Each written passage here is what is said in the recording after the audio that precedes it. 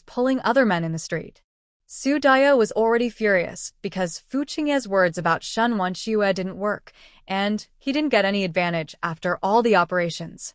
Now he heard that Fu Qingye, this witch, was actually pulling other men in the street, which made him even more angry. He was so angry that he died. When Fu Qingye came back, he beat Fu Qingye severely with a belt, making Fu Qingye cry and scream. Originally, if Fu Qingye had not broken with the Fu family, the three brothers of the Fu family were all of status, ability, and position, and ordinary men would really think twice before taking action. But now the Fu family has refused to recognize her. Fu Qingye was beaten up, and there was no one to support her or come to beat Su Daya to vent her anger. She could only be submissive and never dared to be arrogant again. Li Zhan and Xia Huanhuan returned to the village. Xiaowen, Xiaowu, and Beibei went to school. The remaining triplets naturally rushed over happily, hugged the legs of the two, and cried sadly and aggrieved. Even the wolf cub remembered Li Zhan and ran over to sob, wagging its tail happily around Li Zhan and Xia Huanhuan. Li Zhan was very strong, and he picked up Yao Yao in one go, put him on his neck and rode on him, holding him with one hand and holding Ye in his arms with the other hand, and told him, "Hold on, Daddy, do you hear me?" It was the first time that Yao Yao was held so high, and he was so happy that he couldn't close his mouth. He obediently hugged Li Zhan's head with his little hands and agreed in a baby voice, "Okay, Dad, I'll hold on tight." Xia Huanhuan was terrified when she saw it and quickly said, "Duant, they will fall down." Li Zhan smiled and said, "It's okay, it's just this section of the road." Xia Huanhuan glanced at him, then picked up Yan Yan and walked towards home. Xia Huanhuan bought a lot of snacks and specialties from Beijing. In the next few days, Li Zhan went to the mountains to hunt every day, and then came back to let Xia Huanhuan and Lin Yuru make bacon and sausages out of the prey. Over the next few days, a wild boar, 3 wild roe deer, 5 or 6 rabbits, and 7 or 8 wild pheasants were hunted. This time, Li Zhan did not give the wild boar to the village, but waited until the evening before secretly carrying it back home from the mountain. Lin Yuru looked at so many wild animals at home, and she had been making bacon and sausages at home these days, so she laughed and said, "Li Zhan, you have hunted a lot of game these days. If you make bacon and sausages from this, you have to eat them until next year or the year after, so don't do it now." Li Zhan laughed and said, "Mom, it doesn't matter. I'm on vacation, and I just have some time. Anyway, it can be kept after it's dried. If you kill more, just hang them up. Mom and Huanhuan have worked hard these days." When Lin Yuru heard this, she quickly shook her head and said, "Look at what you said. How can you not be tired when hunting? We are tired of pickling meat and making sausages at home." Xia Huanhuan glanced at Li Zhan and smiled. "Mom, don't worry about him. He is just not able to sit still." Li Zhan scratched his head, chuckled, and did not refute. However, no matter how tired hunting in the mountains is during the day, it does not affect Li Zhan's vitality at night. Just after they finished once, Xia Huanhuan didn't even want to move her fingers, but Li Zhan came over again, bit her lips, and laughed softly. Again? Xia Huanhuan. "No, don't." Xia Huanhuan found out that Li Zhan was not asking for her opinion, but just notifying her. Early the next morning, Xia Huanhuan's voice was hoarse, and she was really too angry to pay attention to him. However, Xia Huanhuan still managed to get up, and then said that she was going to the town to buy some cotton and cloth. Lin Yuru smiled and said, "You want to make a new quilt? Do you have enough tickets and money?" Xia Huanhuan said, "Enough. When I came back, my dad and grandpa gave me a lot." Lin Yuru nodded and said, "Okay. I'll take care of the kids at home. You go and come back quickly." Xia Huanhuan didn't actually go to the town. She just found a secluded place. She took out the cloth and cotton from the space. Lin Yuru was stunned when she saw that she had brought home at least 20 kilograms of cotton. "Why? By so much?" Xia Huanhuan said with a smile. "Winter is coming soon. The quilts and cotton clothes at home have been there for several years and are not so warm anymore. I made 2 quilts, and the master sent one to me. The rest will be kept at home for my own use. The remaining cotton will be made into cotton clothes." After hearing this, Lin Yuru said nothing more. That afternoon, I started making quilts with Lin Yuru. The cotton was all newly struck cotton of the season. Although the fabric was very common in that era and a little old-fashioned, it was made of pure cotton. A total of 2 quilts were made, one thicker, using 8 kilograms of cotton, and the other smaller, using 6 kilograms of cotton.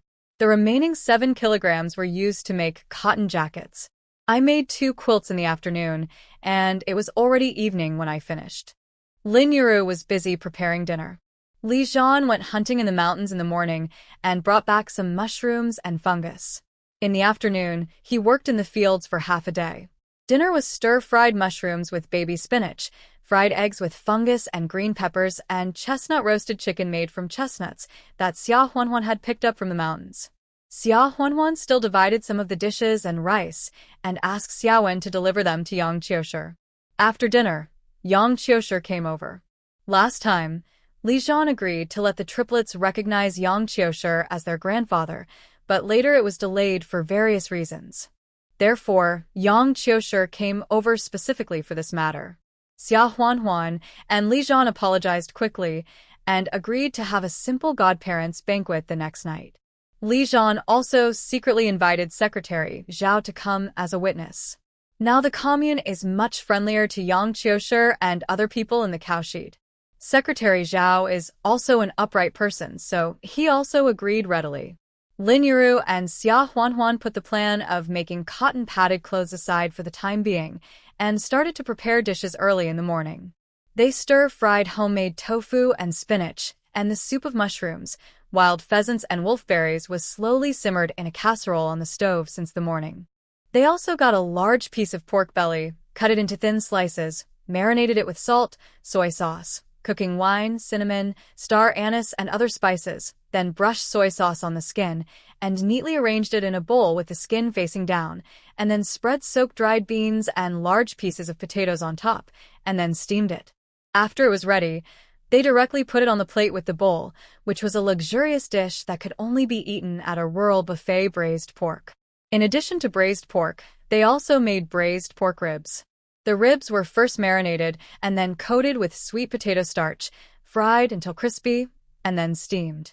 There were also lotus roots dug from the lotus pond outside, 1 cold lotus root, and 1 fried lotus clip.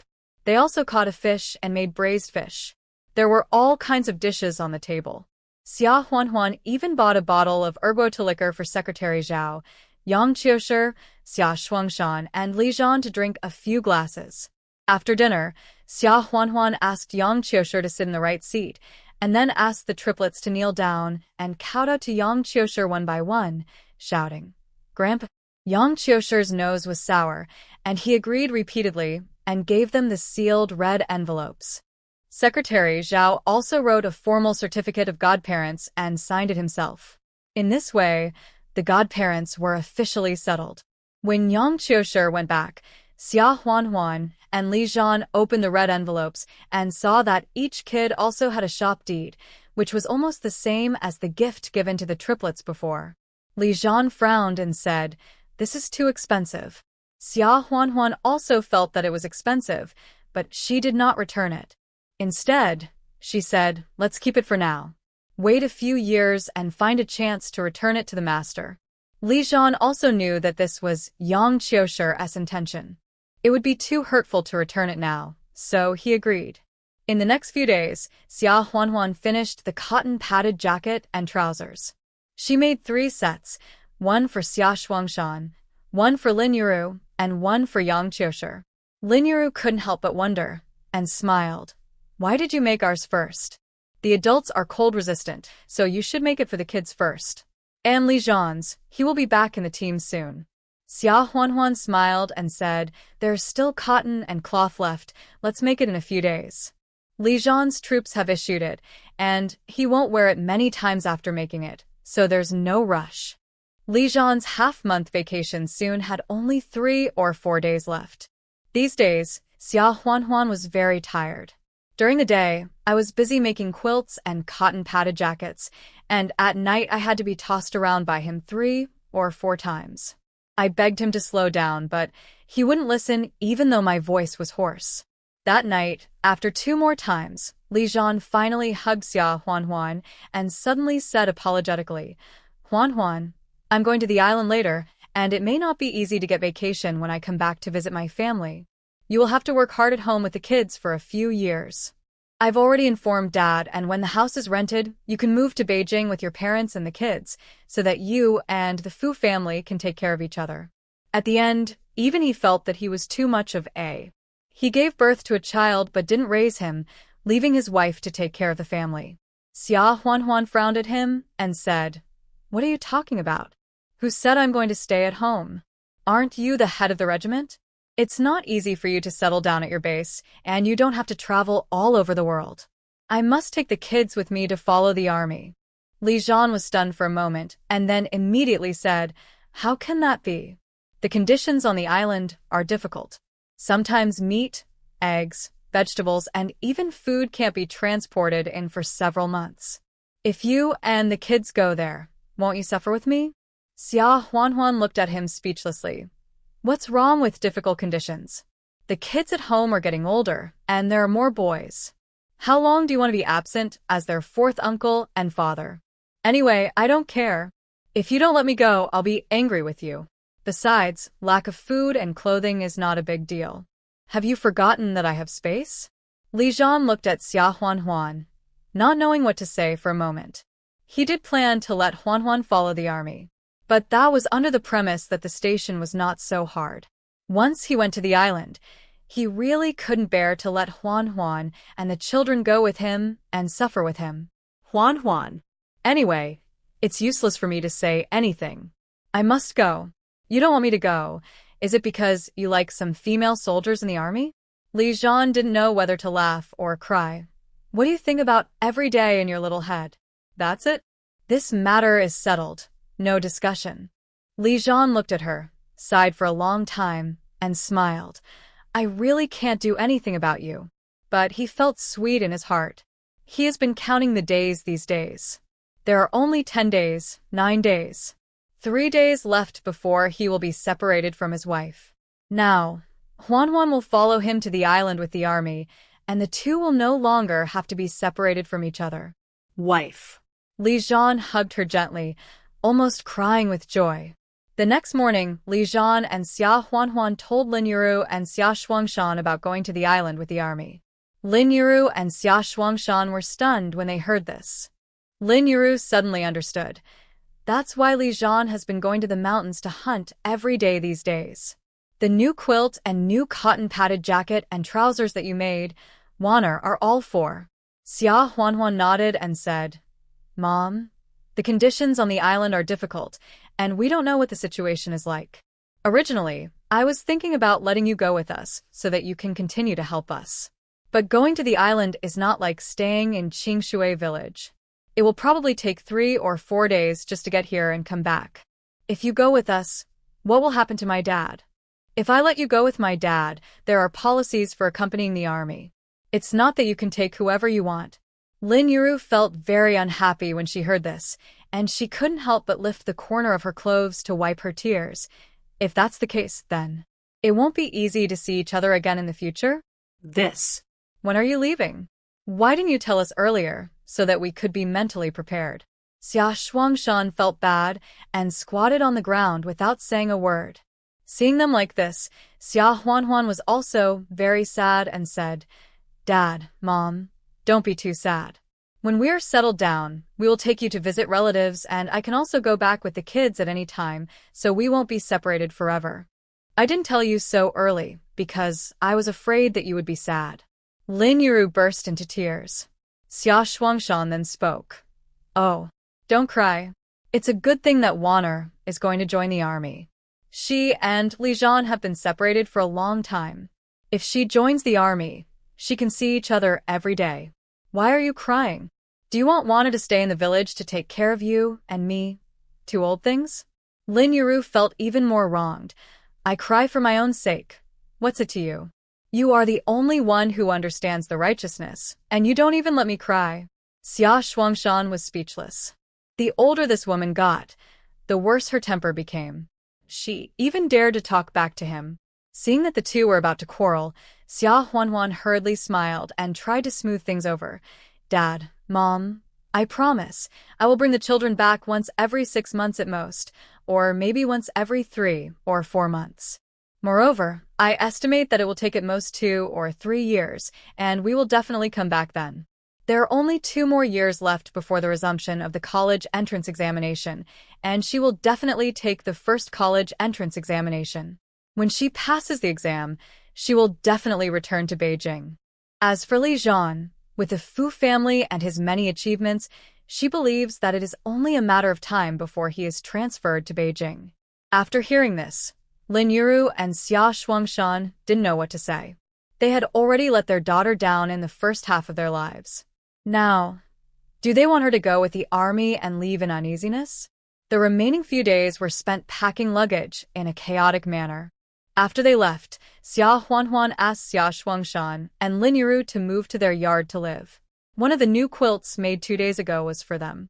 A quilt and a set of cotton-padded jacket and trousers from Yang Qiushi were also sent over. Yang Qiushi felt bad when he heard that Xia Huanhuan was going to take the children to the island to follow the army. They had just become godparents, and now they couldn't see each other anymore. Alas! Xia Huanhuan comforted him for a few words, and then asked him to go home and let the children say goodbye to him formally. She went to Li Jie again and told Li Jie and the others to help take care of Xia Shuangshan and Lin Yuru. Xia Huanhuan decided to let Li Jie and Zhou Qiuhe use the 2 houses left by the eldest brother of the Li family, who was the father of Xiaowen, Xiaowu, and Beibei. Otherwise, it would be a pity to leave them empty. As for Li Jie secretly going to the black market with the villagers to resell things to make money, Xia Huanhuan also asked Luo Cheng to help take care of him, so that Li Jie would not be bullied by other local tyrants in the black market. If it is convenient and there is any job that can make money and is not too dangerous, then help Li Jie or something. But Xia Huanhuan naturally did not tell Li Jie and Zhou Qiuhe about asking Luo Cheng for help. Anyway, the liberalization is coming soon, and the gap between farmers and city dwellers will only get bigger and bigger in the future.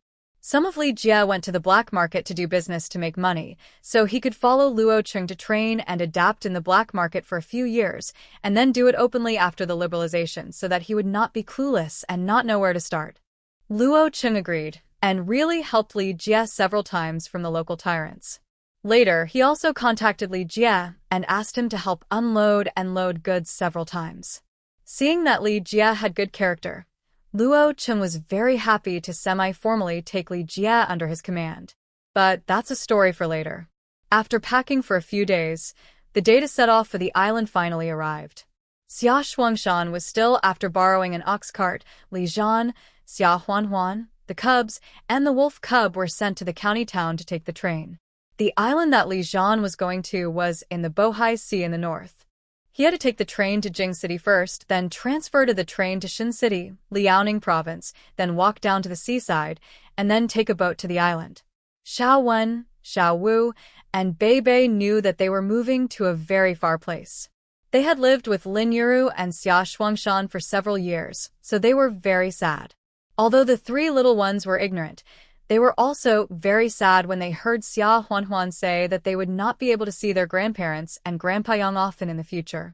In fact, Xia Shuangshan and Lin Yuru took care of the wolf cubs much more than Li Zhan and Xia Huanhuan these days. They kept barking and were reluctant to leave Lin Yuru.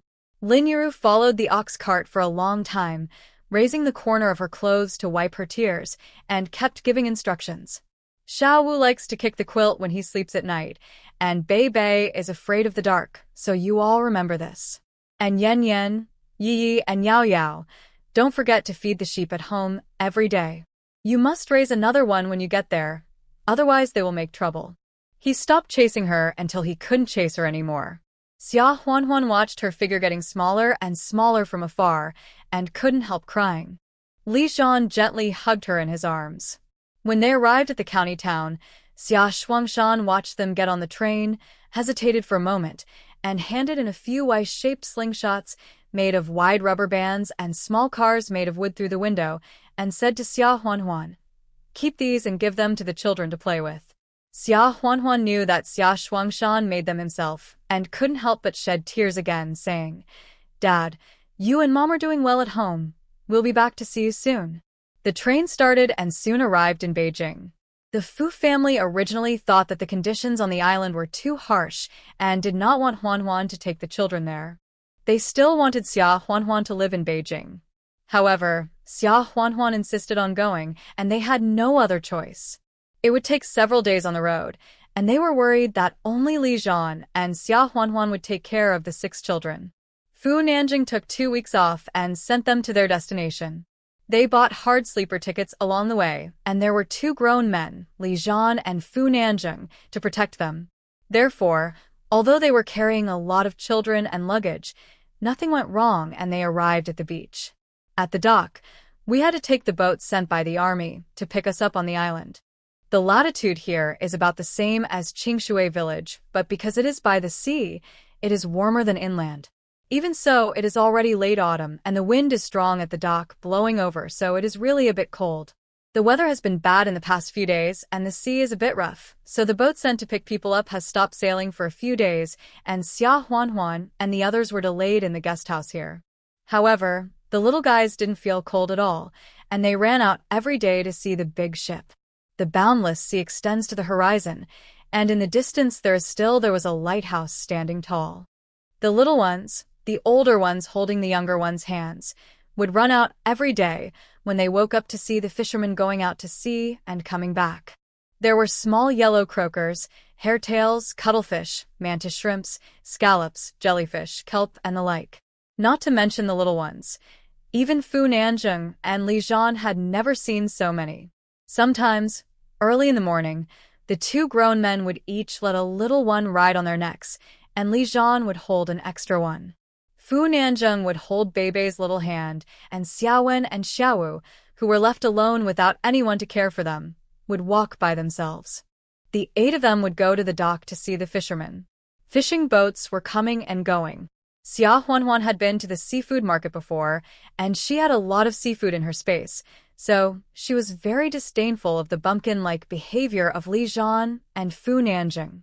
Really, 2 grown men ran to watch others fishing like children, and asked for a long time about all kinds of fish they didn't recognize, without any shame. However, the harvest was not small. The fishermen were surprised to see the 3 delicate and almost identical triplets, and they came forward to ask how old they were, what their names were, and whether they wanted to go home with their uncle. The 3 little guys were not afraid of strangers, and Yan Yan answered them in a baby voice. "Shan Yan. This one is Yao Yao, and this one is Ye. I'm Yan Yan, the eldest brother." Ye immediately corrected, "Not the eldest brother. It's the 3rd brother. Ye is the 4th brother." Yao Yao didn't care much about not being able to get the title of brother, and answered the fisherman's last question seriously. "No, I can't go home with you. Mom said I can't go with strangers." Li Zhan and Fu Nanjing on the side couldn't help laughing as they watched the little guys answering fluently. The fisherman also laughed and couldn't help teasing them. "Can Uncle be a stranger? You come to see Uncle go out to sea every day, and Uncle also gave you mantis shrimps. Have you forgotten?" Yao Yao became confused, raised his little hand to touch his head, and then looked at Yan Yan and Ye beside him for help. Ye showed his dignity as the 4th brother and said, "Yao Yao is so stupid. He can't be bribed by mantis shrimps." Yao Yao suddenly realized. Oh. When the fisherman heard this, he made a big move. He picked up a big yellow croaker from the boat and handed it over, saying with a smile, "Then Uncle will give you such a big fish. Will you go home with Uncle?" Yi took a look and reached out to take it. He was very happy and said, "Okay." Li Zhan. Fu Nanjing. Xiaowen sighed and quickly pulled Yi back, saying, "You said Yao Yao was stupid, but the big yellow croaker fooled you?" Xiaowu came over and said, "But brother, that big yellow croaker was really big." Xiaowen. Beibei also ran over and said seriously, "Mom said, you're not allowed to take other people's things, no matter how big it is."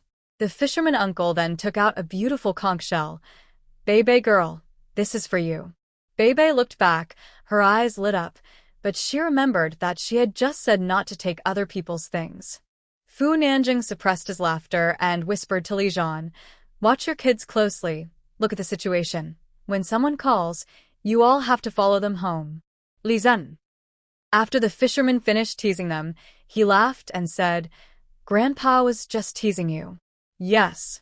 Give the small conch to Bebe, and take the big yellow croaker home for you, and let your mother make soup for you.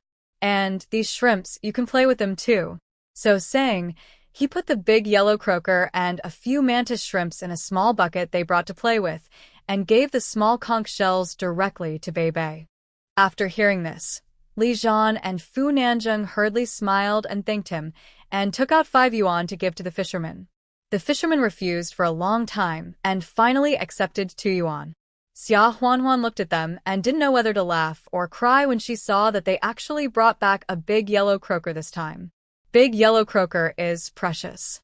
Before she traveled through time, the price of a pound of wild big yellow croaker in the seafood market started at 1,000 yuan.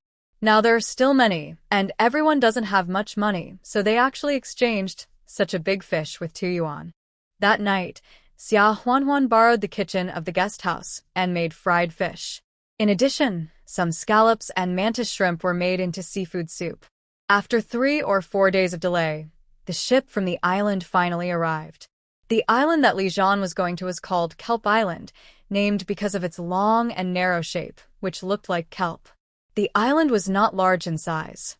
In addition to the garrison, there were also aboriginals, so there was a civilian ship that traveled to and from the land every 10 days. However, it often stopped sailing due to wind and waves. In addition, there were occasionally military ships, which would carry civilians back and forth for free if they were not patrolling for confidential tasks. Xia Huanhuan and the others were waiting for the ship sent by the army. Several soldiers from the garrison on the island saluted Li Zhan, and then, together with Fu Nanjing and Li Zhan, they were busy moving all the luggage onto the ship. The 6 little guys had taken the train many times, but this was the first time on a big ship. Therefore, once they got on the ship, they were so excited that they almost went crazy, running around on the deck, drinking the wind, and giggling non-stop. A soldier counted and found that there were 6 in total, and the oldest looked to be 8 or 9 years old. He was also quite shocked and couldn't help but secretly said to his companions, "Sister-in-law, he doesn't look that old, but the eldest son is already 8 or 9 years old. The commander got married so early, and he has already given birth to 6 children, the youngest of which are triplets. He is so fertile." Another soldier replied in a low voice, "I heard that the commander was born in the countryside, and his wife was also arranged by his family. He probably got married early and had children early. It's normal. Don't talk nonsense." Xia Huanhuan didn't know that people were talking about her behind her back. She was standing on the deck in a rare good mood. Although the weather was quite cold, she felt all the boredom disappear at once when she was blown by the sea breeze and looked at the endless sea. Li Zhan came over, put his military coat on her, and said with a smile, "This is just water. What's so good about it? Don't look at it, it's windy outside, go in. You'll catch a cold." Xia Huanhuan rolled her eyes at him and said with a smile, "Don't you take the children to the beach to watch people fishing every day? You still have the nerve to talk about me." Li Zhan smiled and said, "I'm not interested in that. I'm just trying to coax the child." Xia Huanhuan couldn't help laughing. "You're just being stubborn."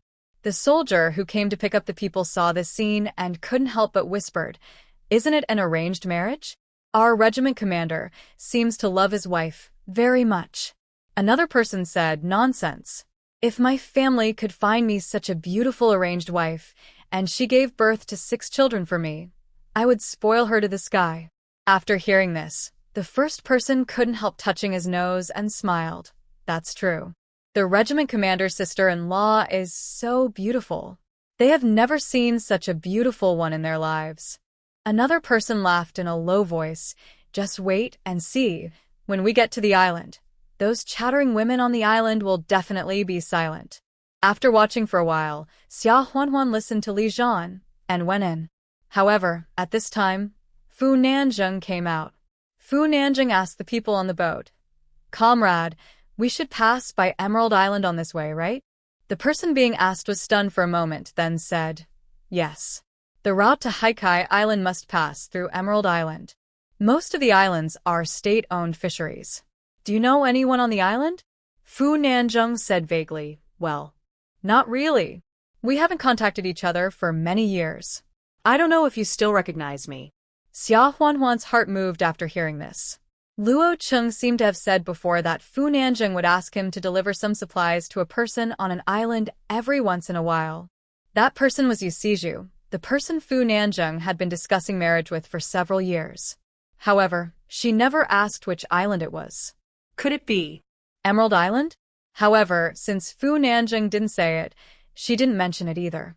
It sounded like the Emerald Island was quite close to the Kelp Island and was under the jurisdiction of the Kelp Island. It would only take half a day to go back and forth by fishing boat. After settling down, we can ask around. The boat soon arrived at the dock of Haidai Island, which was similar to the departure point, and there was also a lighthouse. There are 2 docks on the island. They docked at the dock dedicated to the garrison. The troops usually set out from this dock for patrols. There is also a civilian dock on the other side of the island, and there is also a lighthouse. After getting off the boat, a chief of staff who was Li Zhan's subordinate in the garrison on the island, named Zhao Jianjin, was already waiting with his men. After the greetings, Zhao Jianjin asked the troops to drive a jeep to take Li Zhan, Xia Huanhuan, Fu Nanzheng, and the children to their future homes. The family residential area of the garrison here is uniformly built on A. The island is windy and wavy, so all the houses are bungalows, built like steps along and each house has a small garden. Xia Huanhuan entered the yard, which was quite unexpected. From the low wall of the yard, you can see the sea in the distance. If this small house had been built before she traveled through time, it would have been a perfect sea view villa, a real-life version of facing the sea with flowers blooming in spring. Ordinary people can't even afford to live there. However, after entering the house, she no longer thought so. The house is not small, with a living room, dining room, kitchen, and 5 bedrooms of different sizes. It is definitely big enough for living. But there is basically nothing that can be called furniture. Among the 5 bedrooms, only the master bedroom has a wooden double bed, which is not covered. There are 2 camp beds in the other bedrooms. There is a square table and a few small stools in the living room, and nothing else. The only consolation is that fortunately there is electricity, but there are frequent power outages, which is similar to the situation in Qingshui village. After Xia Huanhuan took a walk around, she truly felt for the first time what it meant to be penniless. Li Zhan scratched his head and said with some guilt, "The conditions here are a bit difficult. Why don't you and the 3rd brother take the children back to Beijing, and I will live in the collective dormitory of the base?" Xia Huanhuan turned back suddenly, glared at her angrily, and said, "I'm here now. Don't think of sending me back. What's there to be afraid of? What's there in her space?" Anyway, the existence of the space has been told to Li Zhan, so there is no need to worry about taking out something, and he will be suspicious. As for what to say to the outsiders, just say that I brought it from home. Fu Nanjing's vacation was almost used up after taking the train and being delayed at the dock on the way. Therefore, after sending people to the island, he did not dare to delay. There happened to be a scheduled ship to the land that day, so he took a civilian ship and left. The ship would stop at Emerald Island on the way, and Fu Nanzheng had already inquired about this before. Seeing that the island was getting closer and closer, Fu Nanjing's heartbeat could not help but accelerate, and his palms were full of sweat. I haven't seen her for many years. I don't know what she has become, whether she is married and had children, and whether she still remembers him. Back then, Yu Siju broke up with him decisively, leaving no way out. He also sent things over personally, but they were all returned the same way. Later, he found Luo Cheng and asked Luo Cheng to think of a way to send some supplies to help them a little. Fu Nanzheng was not sure. Even if he suddenly appeared in front of her, would she be willing to see him? At this time, a whistle suddenly sounded, and then the captain shouted loudly, "We have arrived at Emerald Island. The ship will stop for 30 minutes. Those who want to get off the ship, if you have something to do, go quickly. Otherwise, you will not be waited for later." Fu Nanzheng hesitated, but finally got off the ship uncontrollably. He had been here several times before, so he was familiar with the place and the road. He walked to a small house built on the island and saw the familiar person in his memory from a distance. He was wearing patched clothes and cooking under a small shed built outside. The wind was strong and the smoke blinded her eyes. She covered her eyes with her arm and coughed twice in pain. Fu Nanjing felt distressed and wanted to rush over to tell her that after so many years, he had not forgotten her and was still waiting for her. Unexpectedly, before he went out, he saw a man coming out of the hut and talking to her with concern. Fu Nanjing's heart suddenly hurt sharply. He thought that after so many years, even if she had married and had children, he would not be surprised. He would smile and bless her. But he didn't expect that at this moment. Just seeing another man caring about her would make him so painful. He clenched his hands into fists and pounded them the rocks twice. Fu Nanjing finally turned around and left. Luo Chen would bring him news about her from time to time. At least the last news did not mention that she was married. But that was a few months ago. Who can guarantee that she still hasn't gotten married in these few months? Yu Siju somehow subconsciously glanced in the direction where Fu Nanjing strode away and saw his back from a distance. Yu Siju stood up with a fire stick used to clear the stove, and somehow her heart tightened. How could he look so much like him? But how could he appear here? Are you okay? It has just rained these few days, and the firewood may be a little damp. Let me light the fire. The man who came out said with a smile. Yu Siju came back to her senses and said with a smile, "Well, it should be. Come on. You're a guest after all. How can you let the guest light the fire?" The man stood up, looked at her affectionately, and said, "Siju, it's been so long, my thoughts. Don't you understand? We are not young anymore. I have already sent a telegram to my family, and my parents agree. As long as you are willing, we can register for the marriage certificate immediately." Yu Siju opened her mouth and changed the subject. "Oh, I forgot to take out the fish and shrimp to wash them. I'll go get them." This time the man refused to let her go and took a few quick steps to block her. "Siju, you. Give me a definite answer. Your parents obviously agree." Yu Siju had no choice but to look up, look at him seriously, and said, "Brother Wu, I told you at the beginning, I don't want to think about my lifelong event for the time being. I just want to take care of my parents. I am very grateful for your care for my family these days, but I still have to say sorry, I can't. I am not worthy of you." In the evening, Yu Siju's mother couldn't help but said, "Siju, what are you thinking in your heart? Wu Yun is the squad leader of the fishery, and he is pursuing you, but you, why are you so unmoved? Do you think you are still a girl of 18 or 20 years old? You are almost 30 years old. Mom knows that you are probably still thinking about the 3 boys from the Fu family in Beijing, right? But look at yourself now. We have been on the island for so many years. If he really missed you, how could there be no news from him? Say a few more words. What is the background of his family? If he was thinking about you, would he let you suffer on this island for so many years? Why did you ignore him?" Yu Siju's father listened and said, All right. Say less. If Siju doesn't want to, forget it. So, what if Wu Yun is the squad leader? Even if our Yu family has fallen, it's not to the point that our daughter is worthy of being a squad leader on an island fishery. As for the matter of the 3rd boy of the Fu family, don't act as if they owe us a lot. It was because our daughter didn't want to implicate the boy that she broke off the relationship cleanly. Besides, it's not that they didn't contribute. As for my situation at the time, they got me out of jail. It's good enough to be on this island. Can you still expect them to help you stay in Beijing? When everyone is in danger, how many of our relatives are willing to take advantage of the situation? The Fu family doesn't owe us anything. These words left Yu Siju's mother speechless. After a long time, she whispered, "You shouldn't have ignored us for so many years. Our daughter is still waiting for him." Yu Siju said at this time, "Mom, don't talk nonsense. I'm not waiting for him.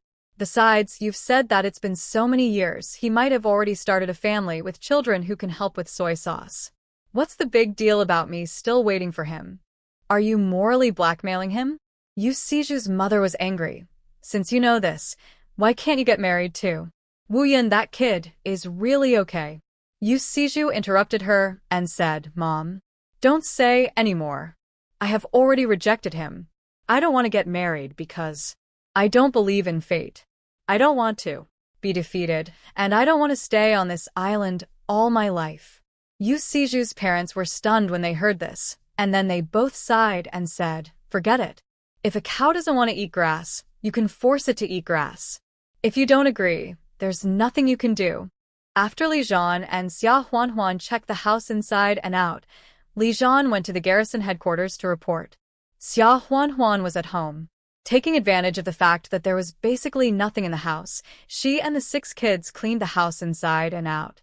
She came here with a few camphorwood boxes. In fact, they were filled with some clothes for changing, which were not heavy. She put the rest into the space. When the cleaning was almost done, she drove the kids out to the yard to play, then locked the door and started taking things out of the space. She took out 3 sets of bedding from the bed first. The triplets would sleep with them for the time being. Xiaowen, Xiaowu, and Beibei would share another bed, which would require 2 sets. The remaining set was left there first so that it would not be difficult to take out later. Then there was the coal stove. The winter on the island was not as cold as inland, but the wind was strong and it was hard to get out without air conditioning. She took out 2 directly, 1 for each bedroom. There was no need to prepare another one for the main room. The ones in the bedroom could be moved out later. As for beds, tables, chairs, and the like, Xia Huanhuan's space really didn't stock up, but you had plenty of wood in your space. When the time came, let Li Zhan do some carpentry in his spare time and make them bit by bit. Other things such as curtains, tablecloths, pots, and pans were also taken out one by one. Some food and bacon and sausage were also taken out. The bacon and sausage were hung on the eaves outside. There is a large water tank in the kitchen, which is used to hold drinking water. Fresh water is the most scarce resource on the island. In the past, fresh water was directly transported from outside the island, or fishermen collected rainwater when it rained to solve the problem of drinking water. Later, after the troops came, 2 wells were dug on the island, one in the north and one in the south. The garrison troops and the indigenous people all drank water from the wells. However, Xia Huanhuan had a spiritual spring in her space, so there was no need to worry about running out of water. She first got some spiritual spring water and washed the water tank from inside to outside. Just as she was about to pour the spiritual spring water into it, a shout came from the door. Hey, is it the family of Captain Li in the house? Has it arrived? When did it arrive? The kids playing in the yard looked at the newcomers timidly when they saw that they didn't know who was coming. Xiaowen shouted into the house, Mom, someone is coming. Xia Huanhuan walked out and looked at the newcomers suspiciously. There were 3 women standing at the door. One looked to be in her 30s, and the other 2 were in their 20s. The 3 women were also stunned when they saw Xia Huanhuan come out. Isn't this too young? One of the women in her 20s suddenly realized something and asked with a smile, Oh, I see. You are Captain Li's sister, right? Come here to help them take care of the children? Where is your sister-in-law? Ask your sister-in-law to come out for a while. Xia Huanhuan. What kind of imagination is this? How does she look like Li Zhan's sister? When the triplets saw Xia Huanhuan come out, they ran over 1 by 1, 2 by 3, and shouted, Mom, someone is looking for you. Xia Huanhuan couldn't help laughing, raised her hand and scratched their little heads and smiled. Yeah, Mom saw it. The 3 women were stunned, and then their eyes widened in shock. The woman in her 30s looked at Xia Huanhuan, and then at the 6 little kids in the yard, especially the oldest Li Wen. How could he be 8 or 9 years old? Why does their mother look like she is only in her early 20s? Moreover, she has given birth to 6 children, but her figure hasn't changed. Look at her waist, it's not even 2 feet long, right? You say it's caused by hunger, but look at her and legs. Fat where it should be fat, and thin where it should be thin. This can't be caused by hunger. She looks like she's only in her early 20s. Isn't it unfashionable to get married early now? Even if it was the wife that Captain Li's country family arranged for him to marry, how early could she get married? You are Captain Li's wife. Xia Huanhuan nodded and asked with a smile. Who are you, sisters? The three women then closed their mouths, which had not been closed all the time, and looked at each other, smiling awkwardly. The one in his 30s said, "Look at how confused we are. My name is Lu Huifeng, and I'm Zhao Jianyong's wife. This is Lin Xiaomei, the wife of Battalion Commander Song, and that one is Zhou Qingqing, the wife of Deputy Battalion Commander Zheng. We heard from the men at home that Commander Li will be coming with his family in the next few days, so we came to see if there's anything we can do to help." Zhao Jianyong and Xia Huanhuan had just met, and it was Chief of Staff Xiao who went to the dock to pick them up. She had never heard of the other two. However, it didn't matter whether she knew them or not. She just needed to know that these three women should have followed their husbands to the garrison, and they would be neighbors in the future, and they would see each other every day. At that moment, she smiled and called out, "So it's Sister Lu, Sister Lin, and Sister Zhou. My name is Xia Huanhuan, and I'm Li Zhan's wife. I'm new here, and I'll have to trouble the three sisters-in-law to help me in the future." The three of them felt a little embarrassed when they saw that Xia Huanhuan was beautiful and spoke well. They more or less came to see a joke. Before Captain Li came, word had spread throughout the island that a young captain who was not even 30 years old was coming. The fact that Li Zhan became the captain at such a young age had already become a topic of discussion among the people in the garrison. In addition, it was later heard that Captain Li would temporarily bring his family with him. After further inquiry, it was found that his wife was married to him through an arranged marriage from her hometown in the countryside, and that she had already given birth to 6 children. In this era, every household has many children, but for someone who is not even 30 years old to have given birth to 6, this combat effectiveness is also amazing. This time, the topic became more and more popular, and even the fishermen heard about it. They were all looking forward to seeing what the new captain and his family would look like. Although Lu Huifeng and the other 3 were able to give birth, each of them only had 2 or 3 children. Lu Huifeng was older and had only 5 children at home, so they wanted to come and see Xia Huanhuan's joke. As a result, instead of seeing the joke, they felt ashamed of themselves. Zhou Qingqing's family was born in the city and later went to the countryside to become educated youth. Later, she was introduced to a farmer, but she also married a husband who became a company commander. Later, Company Commander Zheng was sent to Haikai Island and was promoted half a level to Deputy Battalion Commander. After Zhou Qingqing got married, she has been living in the village. She didn't want to stay in the village anymore, so she applied to follow the army. Because she was originally quite pretty, she was very proud among the ordinary-looking family members on the island. Now she saw that Xia Huanhuan was better than her in terms of appearance and figure, and she felt very unbalanced. Hey. Don't call me sister-in-law. Even if my man is 1 or 2 years older than your man, I may not be older than you. If it comes to this, I guess I have to call you sister.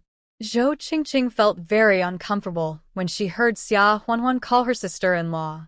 It's okay to lose in other aspects, but you can't lose in age. Xia Huanhuan has given birth to 6 children. The oldest is 9 years old, so she must be at least 27 or 28 years old, right? She probably just looks young. Xia Huanhuan knew that she was a difficult person to get along with, but she didn't get angry. She asked with a smile, "Can I ask you how old you are?" Zhou Qingqing said, "I just had my 25th birthday." How old are you? Xia Huanhuan couldn't help laughing in her heart. She's not young anymore, and she still wants to be a sister? Xia Huanhuan smiled and said, "Then I have to call you sister-in-law.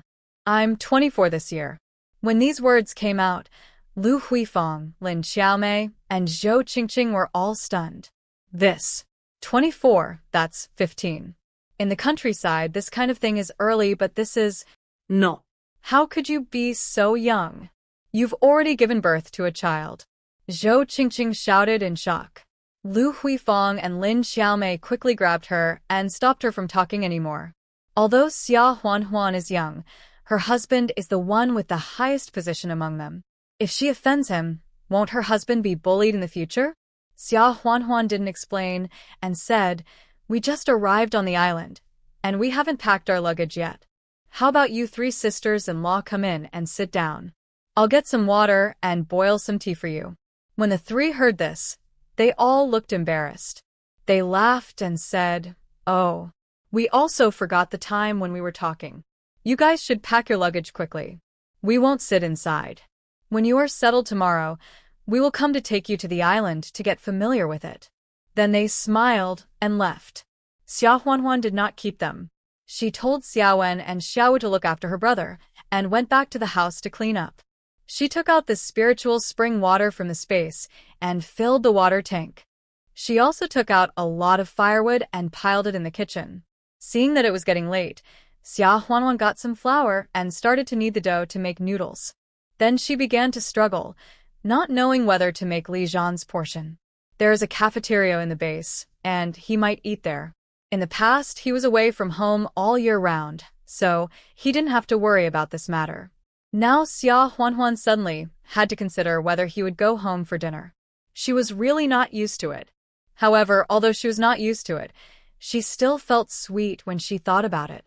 The fact that they could stay together in the future can be felt from these small details. After thinking about it, Xia Huanhuan decided not to make his portion for now. If she made too much, it would be a waste. If he came back unexpectedly, she would make it for him separately. After the noodles were rolled, it was time to fry the toppings. Calling Xiaowen in to help light the fire, Xia Huanhuan took a piece of bacon, soaked the dried beans that had been cooked and dried in the summer in hot water, chopped them up and fried a dish, and fried 5 or 6 eggs as the toppings. Then it was time to cook the noodles. After it was cooked, put it in a bowl, pour the toppings on each bowl, and then you can eat it. In that era, there were no small bowls in the north. They were all large bowls or enamel bowls, which were not small either. 6 little guys, each holding an enamel bowl, squatted in the yard and slurped noodles. When Li Zhan came in, he saw this scene.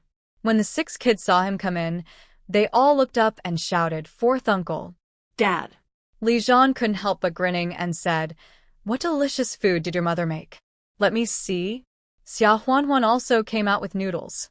When she saw him enter the yard, she smiled and asked, "Hey, why are you back at this time?" Li Zhan took off his hat and walked into the house. Smiling, the commander said that today is my first day on the island, and he will give me a day and a half off this afternoon and tomorrow so that I can help you with your luggage at home. Do you have any noodles? I haven't eaten yet, and I'm a little hungry after seeing the kids eating. Xia Huanhuan smiled guiltily and said, "No, I thought you were eating in the cafeteria over there, so I didn't make your share." Li Zhan. Xia Huanhuan smiled and said, "If you are hungry, eat my bowl first, and I'll go make another one." Li Zhan stopped her and said, "Don't bother. I'm not too hungry. Just give me 2 chopsticks of yours to fill my stomach first, and we'll talk about it in the evening." As he said that, he went to the kitchen to get the bowl and chopsticks and picked up 2 chopsticks from Xia Huanhuan's bowl and put them into his own bowl. Xia Huanhuan couldn't help but said angrily, "This degree should not be considered an indirect kiss." Well. It shouldn't be considered. However, Li Zhan probably didn't know the word for indirect kiss. After everyone had dinner, Li Zhan looked around the house and saw that curtains were hung on the windows and brand new bedding was placed on the beds. There were also 2 coal stoves placed upright in the house. One of them was already burning, and a kettle was boiling water. Li Zhan smiled and said, "Wife, you are so capable." Xia Huanhuan rolled her eyes and said, "Don't think you don't have to work just because you are sweet-mouthed. In addition to this bed, there doesn't seem to be any decent furniture in the house. I will take out some wood from the space in a few days, and you can make some tables and chairs when you have time. Oh, and make 2 more beds.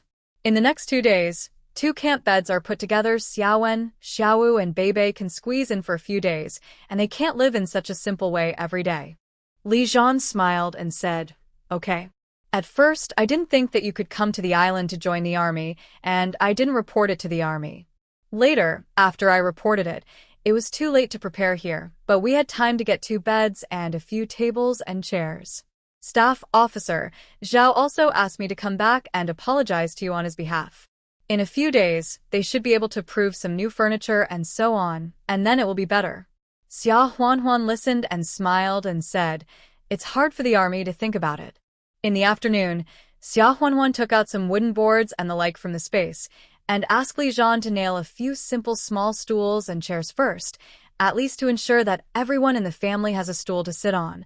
Otherwise, how can they eat on the steps outside every day? Li Zhan had never done carpentry work before, and he was forced to do it. He nailed the small stool crookedly, which was considered to be barely completing the task. Xia Huanhuan looked at the finished product and doubted whether her previous idea of taking out the wood and asking Li Zhan to make furniture was too naive. With this level, they lack beds, wardrobes, tables, chairs, etc. Even if they are done, they are probably shoddy projects and are always afraid of being broken. Xia Huanhuan was silent for a while and asked, "Are you sure the army will send us furniture? If not, is there any place on the island where we can buy furniture?" Li Zhan: "Wife, what are you thinking about? The only small store on the island is out of stock from time to time. You still want to buy furniture?" Xia Huanhuan. Li Zhan patted his chest and smiled. "Don't worry. Leave it to me." Xia Huanhuan looked at him, not having the heart to hit him. She was worried because it was on his mind. This kind of handwork is just a waste of wood. The afternoon passed quickly, and Xia Huanhuan thought that neither of them had eaten much at noon and were hungry, so she started cooking early. In the afternoon, Lu Huifang came again and gave 2 big radishes and some scallops. Xia Huanhuan did not refuse, so she took some dried beans and asked for a jar of pickled cabbage made at home in summer and autumn, and asked her to take it back. Although she came with the other 2 women in the morning, her purpose was somewhat impure, but this time she came again just for hospitality, and Xia Huanhuan was still happy to get along with her. Lu Huifang refused for a long time and felt embarrassed. In the end, she did not ask for the pickled cabbage, but asked for some dried beans to go back. For dinner, she cooked millet and sweet potato porridge, steamed mixed flour buns, and fried the dried bamboo shoots and bacon she brought with her, and fried an egg. There was also the soup made from scallops and radishes that Lu Huifang brought. There was no shortage of fish, shrimp, and shellfish on the island, but vegetables and meat were in short supply. Although Li Zhan already knew about the space, Xiaowen and Xiaowu had also fought, so they couldn't be too blatant for a while. Therefore, Xia Huanhuan thought that she still had to open up a small vegetable garden in the yard. However, now that winter was approaching, she could only grow cold-resistant spinach and radishes and cabbages. But it was better than nothing. That night, Xia Huanhuan sent Li Zhan to sleep on the camp bed with Xiaowen and Xiaowu. As for Beibei and the triplets, they slept with him on the bed in the master bedroom. Li Zhan felt very aggrieved. He thought that since his wife had joined the army, he could hold her every night, but now it was worse than before, and he didn't even have the right to sleep in the same bed. But Xia Huanhuan had sufficient reasons. How old are Xiaowen and Xiaowu, and their mother is not here? Do you have the heart to let them sleep alone in that room? What if they get scared at night? Beibei is a girl, so of course she has to sleep with me. Li Zhan frowned. If this was the reason, then he wouldn't have the chance to sleep in the same bed with his wife for a year or 2. Seeing him like that, Xia Huanhuan couldn't bear it and said with a smile, "Be good, just bear with it tonight, and wait until the bed is made." Li Zhan wanted to fight back, but Xia Huanhuan stuffed a pillow in his arms, and then the door was closed mercilessly. Li Zhan sighed to the sky and had to run to Xiaowen and Xiaowu's room with the pillow. Xiaowu had taken off his coat and was only wearing shorts. He patted the empty space beside him with excitement and said with a smile, "Fourth uncle, come here. Sleep here. I want to hear you tell me about catching bandits." Li Zhan. Why is this little rascal so enthusiastic? Xiaowen was sensible and said, "Fourth uncle, I'm grown up and I'm not afraid of sleeping alone. You don't have to come over specially to sleep with us." Looking at the sensible Xiaowen, Li Zhan couldn't help but touch his head with his big hand and said with a smile, "Big, you are only 9 years old. You don't need to be so sensible and think about others everywhere. You learn from Xiaowu and his younger brothers, be willful when you should be willful, cry when you should cry. Your mother and fourth uncle will not be angry." Xiaowen was stunned for a moment, and then the smile on his face froze. He bit his lip subconsciously, then lowered his head suddenly, and then crawled into the quilt to hide, saying in a muffled voice, I didn't think about others. Xiao looked at his elder brother suspiciously and said, "Brother, why did you get into the quilt? Don't you want to listen to our fourth uncle telling stories?" Li Zhan grabbed Xiao, the fool, and said with a smile, "Lie down obediently. You will catch a cold. Do you still want to listen to the story of catching bandits?" When Xiao heard it, he quickly lay down obediently and urged, "Fourth uncle, tell it quickly." No words were spoken that night. Early the next morning, Li Zhan got up beggingly. Xia Huanhuan had already gotten up. Without Lin Yuru, the 3 meals a day, laundry, cleaning, and so on at home naturally had to be taken care of by her. Washing clothes was fine. Anyway, there was a washing machine in the space. Just throw the clothes into wash, at most take them out, and hang them on the clothesline in the yard to dry. For the 3 meals a day, you can't take ready-made buns or something from the space to eat, so you can only cook them yourself. Fortunately, Xia Huanhuan still likes to cook. As for washing dishes and pots, sometimes let Xiaowen and Xiao help, and sometimes just throw them directly into the dishwasher in the space, which is still convenient.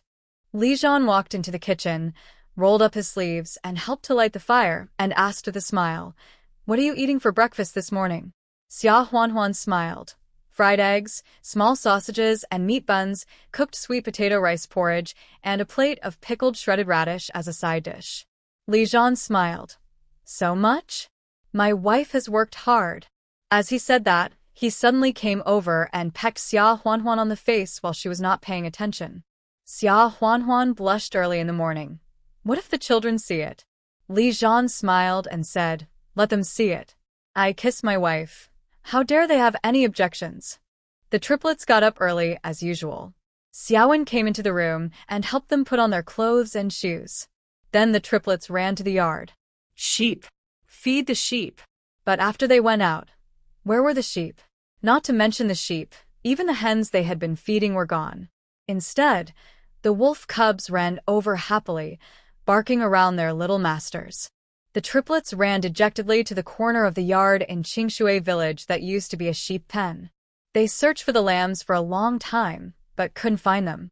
They couldn't help but feel sad and cried wow. When Xia Huanhuan and Li Zhan heard this, they hurried out to see. They heard them crying and complaining. Wow. The sheep are gone. The chickens are gone too. Woo-wah. Xia Huanhuan didn't know whether to laugh or cry. Sheep and chickens will be here in a few days. They are still on the boat now. Haven't you forgotten that you came here by train and boat? Sheep and chickens also need to take a car and a boat. Li Zhan. When the triplets heard this, they got up from the ground and asked suspiciously, "Really?" Xia Huanhuan smiled and said, "Of course it's true. When has Mom ever lied to you? But if you cry again, Yang Yang and Gigi will not like our house anymore and will go to someone else's house." The triplets were frightened and quickly wiped their tears and said seriously, "Mom, we won't cry anymore. Send a telegram to the sheep and chickens, asking them to be faster." Xia Huanhuan tried to hold back her laughter until her stomach hurt and said seriously, "Yes, I will give them food in a few days." Unable to feed the sheep and chickens, the triplets began to feed the wolf cubs. Each of them took a steamed bun made of mixed flour, ate half of it, and did not forget to break off half for the wolf cubs. Xia Huanhuan did not stop them. In this era, food was in short supply. Most of the time, even if people fed the dogs, they would definitely eat their fill first before giving the dogs some leftovers. People could not even eat steamed buns made of mixed flour, so how could they give them to dogs? However, Xia Huanhuan was not short of food. Besides, since she chose to raise wolf cubs, they were given to guard the house and protect her children. They would be members of the family in the future. There was no reason to blame or abuse them just because they were animals or even not feed them properly. Of course, if the triplets were seen by others feeding the dogs with their own rations, they would definitely be criticized. Therefore, she usually only ignored it when she was at home. When she was outside, she tried not to let the triplets do this. Breakfast was quickly finished. Li Zhan took Xiaowen, Xiaowu, and Beibei to the primary school on the island to complete the enrollment procedures. After returning, he smiled and said to Xia Huanhuan, "Huanhuan, I found an old carpenter on the island with good craftsmanship. Let's ask him to help make beds, cabinets, tables, and chairs in a few days. Xia Huanhuan breathed a sigh of relief. Fortunately, Li Zhan found a professional carpenter. Otherwise, if he insisted on doing everything himself, she would have to directly refuse him. It's good now, and there is no need to worry about hurting his self-esteem. Li Zhan ran over and hugged Xia Huanhuan's waist from behind, bit her ear, and smiled. When the time comes, let the carpenter make 2 big beds, one for Xiaowen and Xiaowu to sleep, and the other one put in another room, just like our wing room in Qingshui village, just for the 2 of us to sleep. Xia Huanhuan blushed when she heard it. You are not ashamed. We are an old couple. Before she could finish her words, she was kissed. Xia Huanhuan pushed him away, but failed. Li Zhan's eyes sparkled and he smiled.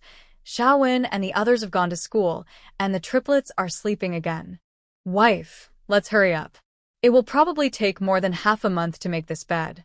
How could he bear it? As he said this, he picked up Xia Huanhuan and put her on the bed in the room. Xia Huanhuan was so angry that she hit him several times, but she was not strong enough to resist.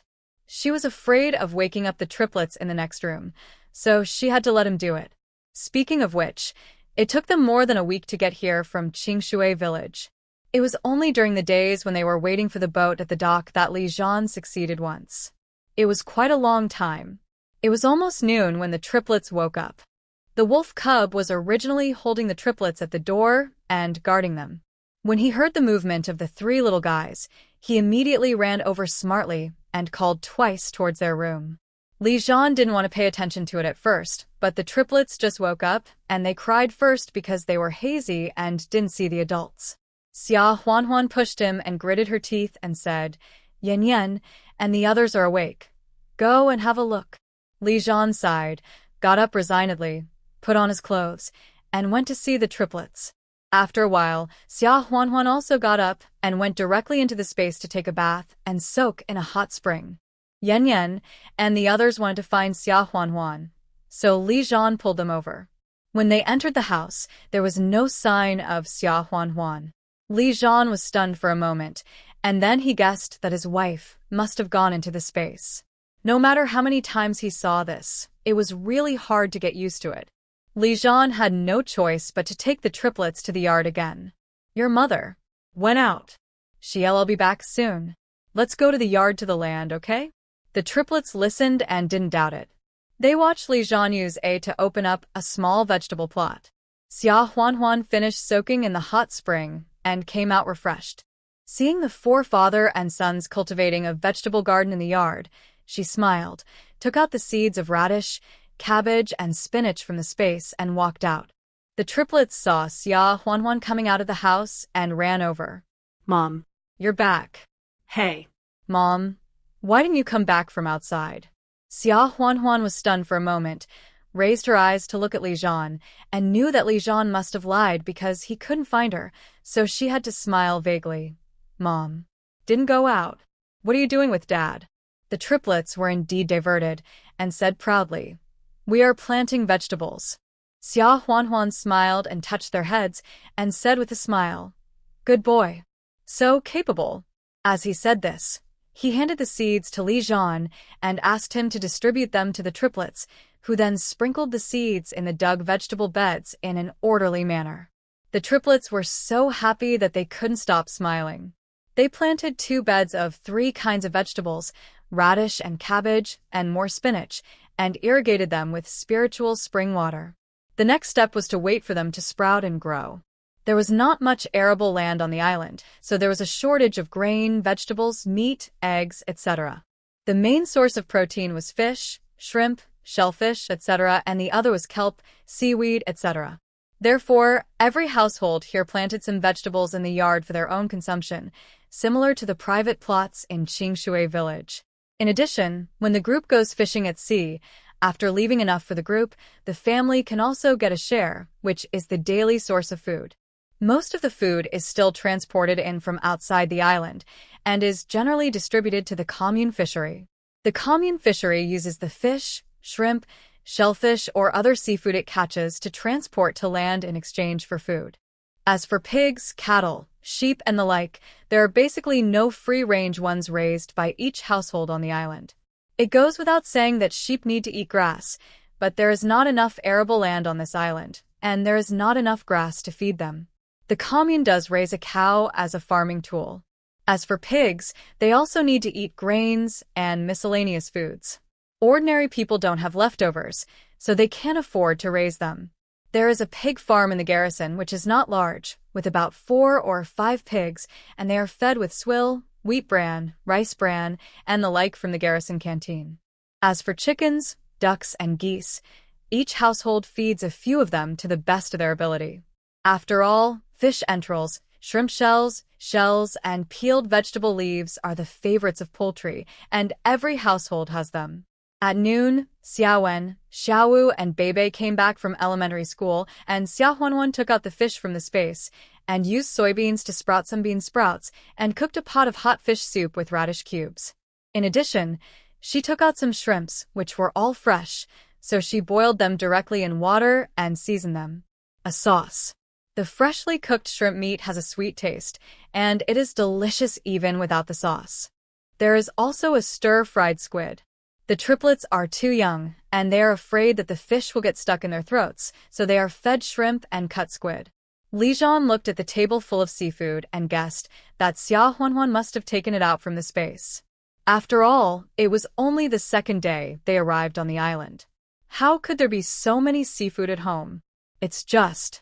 When I accidentally entered Xiaohuanhuan's space before, I knew that she had stored a lot of food and meat in her space, but I didn't expect that there were even seafood. Xiaohuanhuan was in a good mood. In the past, in Qingshui village, the seafood in the space could only be taken out for occasional fish and shrimp. Things like squid, octopus, clams, scallops, razor clams, flour, jellyfish skin, etc. are completely useless. Now I can finally eat them openly.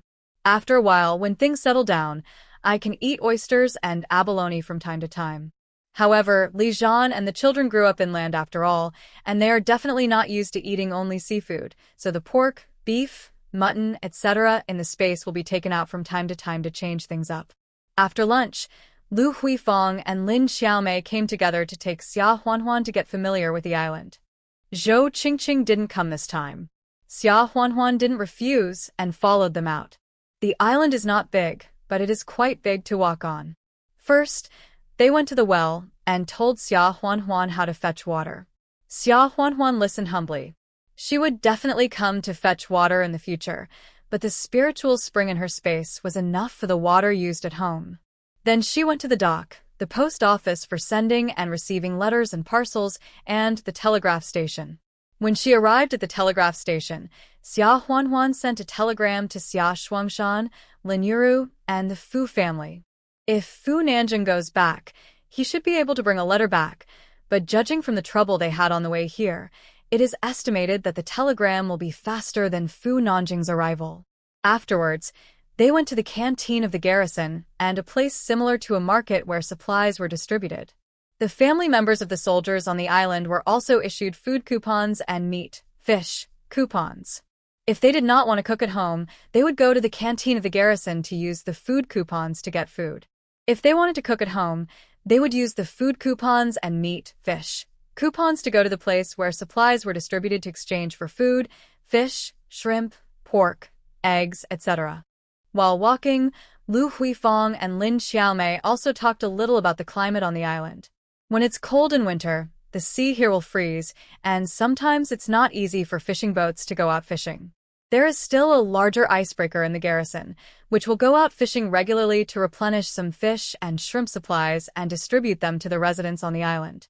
However, the quantity is definitely not enough, so we should take advantage of now to dry more fish, scallops, and the like so that we can have some supplements in winter. In addition, there is a state-owned fishery on the Emerald Island next door, and the garrison sometimes directly buys supplies from there. In summer, the wind and waves are strong, and sometimes there will be typhoons. Remember to close the doors and windows. Also, you must take good care of the kids at home, and don't go to the beach to play. In previous years, there were children who were swept away by the wind and waves, and the adults at home cried to death. The garrison will go out to sea for patrols regularly, and you can ask Captain Li to take you up for a visit some other day. Xia Huanhuan also listened to them with a smile. After walking for a few hours, the two of them finished their enthusiastic introduction. Xia Huanhuan went back with sore heels, but her impression of Lu Huifang and Lin Xiaomei changed a lot. The island is not very big, and we see each other everywhere, so it would be best if there is nothing awkward. 2 days later, the army really brought a large wardrobe and a bed by boat, which was considered to be some furniture for them. In addition, some wood was also sent. When Li Zhan came back, Xia Huanhuan asked, "Did you apply for the wood?" Li Zhan smiled and said, "Yes. Even if you have some in your space, you can't just take it out for no reason. I applied for some, saying that I had told the old carpenter on the island and asked him to help make it." Xia Huanhuan felt sweet in her heart. This rough man was thoughtful and knew how to cover for her. Xia Huanhuan took out some more wood from the space. The next day, she invited the old carpenter to come over and help make another bed, 2 tables, and 5 chairs. When the old carpenter was helping here, Xia Huanhuan naturally took care of the meals. There were multi-grain steamed buns and fish and shrimp every day, and some radishes and cabbages. She said that they were sent by other people on the island, so she just evaded the question. When the old carpenter finished his work and went back, Xia Huanhuan took another piece of bacon, secretly wrapped it up, and asked the old carpenter to take it back. The old carpenter looked at it and refused to accept it. Pork and other things were in short supply on the island. It was only when Xia Huanhuan stuffed it into his tool bag that he accepted it. The sawdust shaved from the yard, the leftovers were taken to the kitchen to be used as firewood, and the leftovers were given to the kids at home to play with. There was a bed, but Xia Huanhuan still sent Li Zhan to sleep with Xiaowen and Xiaowu every night, which made Li Zhan very depressed and sighing. Later, she couldn't stand it anymore, so she waited until the kids at home fell asleep, ran to pick up Xia Huanhuan, and went to the next room to stay with her. Xia Huanhuan didn't have a good temper, but was afraid that if she struggled, she would wake up the children, so she had to punch him twice in anger and had to try her best not to make any sound. If I had known earlier, I wouldn't have made this third bed.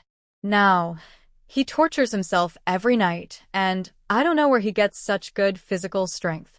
The days passed by like water, and the Fu family sent things several times, including food and some cotton clothes. Xia Shuangshan and Lin Yu. As for Ru, Xia Huanhuan also sent some money back to them, wrote letters back, asked about Yang Qiushi's situation, and asked them not to send anything over, but they also asked Secretary Zhao to help write letters and send them over. It's just that the transportation and communication here are not very convenient, and letters and packages sometimes have to be delayed for several days. As for Shen Wanxue and Rong Zhenbang, Xia Huanhuan still asked Luo Cheng to find someone to secretly help look after them from time to time. In the blink of an eye, it was midwinter. Because of the marine climate here, it doesn't snow in winter, but it's still wet and cold. The 2 coal stoves in the house were burning. The coal here also has to be transported from the land. Xia Huanhuan stored some in the space, but it is not a renewable resource, so it has been almost used up in the past few years. Fortunately, firewood is inexhaustible, so she changed to burning wood by herself. The charcoal was used for heating. Of course, when burning charcoal in the house, safety must be taken into consideration, and the windows must always be open. In winter, a small iron net was placed on the stove, and oysters, squid tentacles, etc. were placed on it and slowly roasted. Oysters were added with garlic, sauce, and other condiments, and eaten with the roasted soup. Squid tentacles were sprinkled with pepper, salt, cumin, etc., which was simply delicious. There were also rice cakes. Watching the plump rice cakes expand and then burst with a pop, it was baked. The outside was crispy and the inside was soft and glutinous. The little guys were complaining about the hotness of their mouths, but they kept eating. When the New Year was approaching, the troops killed 3 New Year pigs.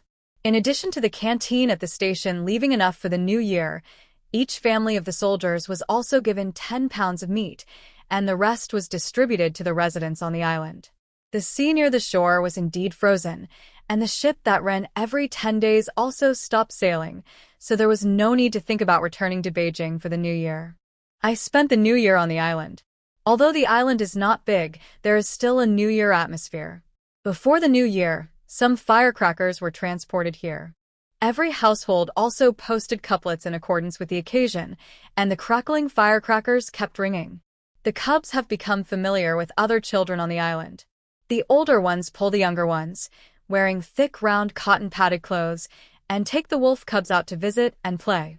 Although fish is more common here, dumplings are still needed for the New Year. Xia Huanhuan made dumplings with pork and cabbage fillings, pork and dried bamboo shoots fillings, and other New Year's Eve dinners with seafood such as steamed flour, with rice cakes, stir-fried shrimps, steamed fish, and clam and abalone soup. On New Year's Eve, after coaxing the cubs to sleep, Li Zhan tormented her in another room. The two of them were sweating and sticking together. Xia Huanhuan couldn't help but calculate the time in her heart. It has been more than 4 years since she came here. In just 2 years, the college entrance examination will be resumed, and she will also start reviewing and preparing. Otherwise, it would be embarrassing if she failed the exam. Xia Huanhuan had a lot of books and other things in her space. She also specially looked for the test papers of the year when the college entrance examination was resumed, just in case. But because she had only a few days between awakening the space and the warning of crossing to actually crossing, and she had too many things to stock up, so it seemed that she only had a few copies of the test papers of that year that were photocopied from the internet. Moreover, they were local test papers, not those near Beijing. So, overall, she was actually taking the test without preparation. For those who have been away from school for many years, don't think that the first year's test papers are easy. If you really dare not review and take the test without preparation, you may really fall flat on your face. However, review materials are also a problem. She does have books and mock questions for various subjects in her space, but after all, the time span is 20 or 30 years, and the knowledge points in the textbooks must have changed. If you review randomly, it will be counterproductive. After considering it, you still have to buy textbooks of various subjects of this era to review. Many islanders on this island can't read a single word. The garrison is better, with literacy classes and elementary schools for children who come with the army. However, Li Zhan also asked around for her at the garrison, and found that there are indeed no high school textbooks. Xia Huanhuan probably still has to go to Beijing to get them, so she thought about sending a telegram to Fu Nanjing in a few days, asking him to help look for them and send them to her, if they are available. Li Zhan couldn't help laughing when he saw her looking for high school textbooks. Didn't you just graduate from elementary school? How did you find high school textbooks directly? Can you understand them? And Why are you looking at that all of a sudden? Xia Huanhuan was shocked. She had traveled through time, but she hadn't told Li Zhan yet. She immediately laughed and said, "Didn't I learn Chinese medicine from my master? He told me to read Chinese medicine, but I couldn't understand it, so I went to ask him. After a long time, I recognized more words. As for other subjects, I just found the high school textbooks in advance, and I will read them later. I must start from elementary school and junior high school." hee. As for the reason for reading this, it must be to guide the children at home in their studies in the future. Xiaowen, Xiaowu, and Beibei are also in the 4th grade, 3rd grade, and 2nd grade of elementary school, respectively. In the future, the triplets will go to school. If they come to me with a math problem and ask me how to fill it in, and I can't type it out, then where is my dignity as a mother? I can't let these little guys look down on me. So, I must learn better than them. Listening to Xia Huanhuan's solemn promises and childish competitiveness, Li Zhan couldn't help but smile dotingly. Okay. Learn. My wife is so smart. Elementary and junior high school are no problem. She will definitely be able to learn it in high school. She must be better than those brats. Xia Huanhuan heard something wrong, squinted her eyes, and asked dangerously, "Li Zhan, are you making fun of me?" Li Zhan shook his head quickly with a strong desire to survive, and smiled. "No, absolutely not. Wife, I am praising you for being smart." Xia Huanhuan glanced at him and said, "That's more like it. By the way, you have to learn with me too." Li Zhan was stunned and asked, "I have to learn too?" Xia Huanhuan nodded seriously and said, "Knowledge will definitely be valued more and more in the future. With your level, it won't work. Our parents are both intellectuals at the university professor level. If you, as a son, don't even have a high school degree, how embarrassed your parents will be when you recognize each other in the future.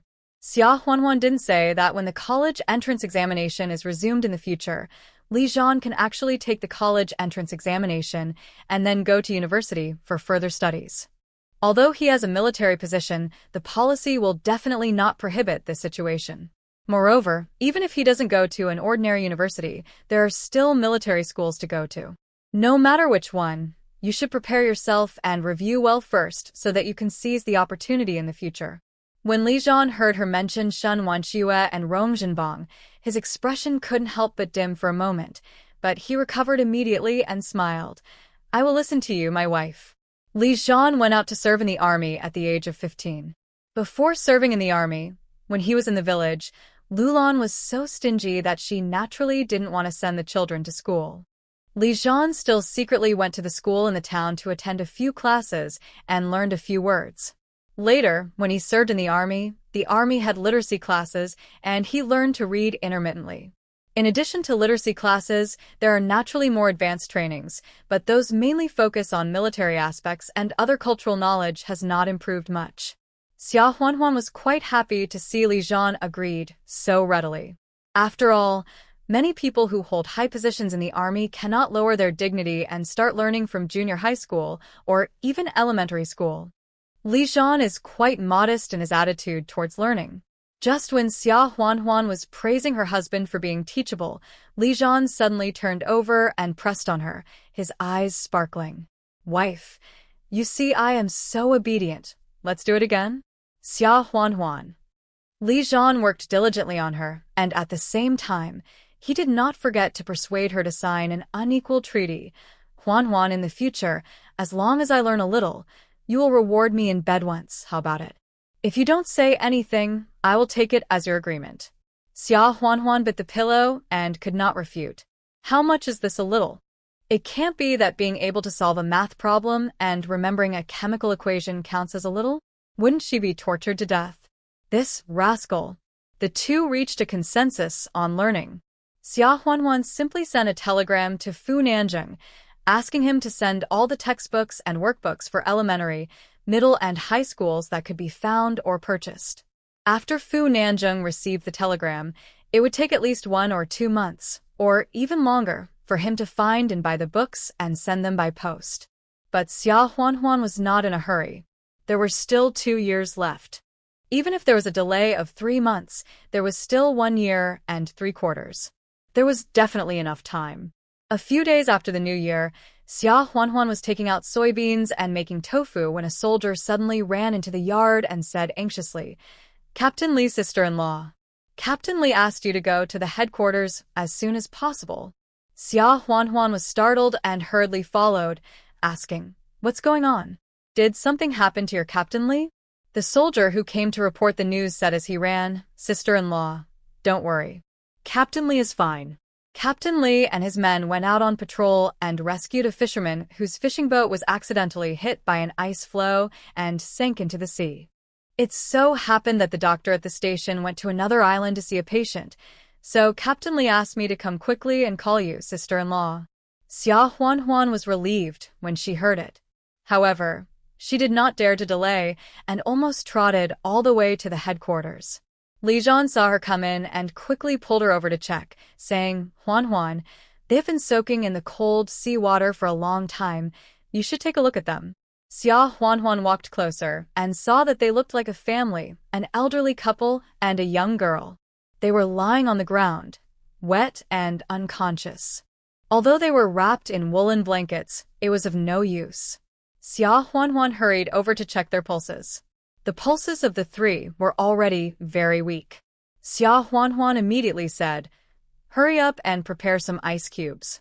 Also, the family members who are accompanying the army, call Sister Lu or Sister Lin. Find someone to boil some soup. I'll prescribe some Chinese medicine for dispelling the cold, and boil them quickly. Everyone hurried to move after hearing what Xia Huanhuan said. The soldiers knew that ice cubes should be used to rub the skin of people with hypothermia, so the ice cubes had been prepared in advance. However, because two of the people rescued were women, this step had not yet been carried out. After a while, Lu Huifeng and Lin Xiaomei came together. Xia Huanhuan hurriedly helped them carry the two women into the house next door, took off their clothes, and then rubbed their bodies with ice cubes. After rubbing, they quickly wrapped them in dry cashmere blankets. However, these were obviously a drop in the bucket.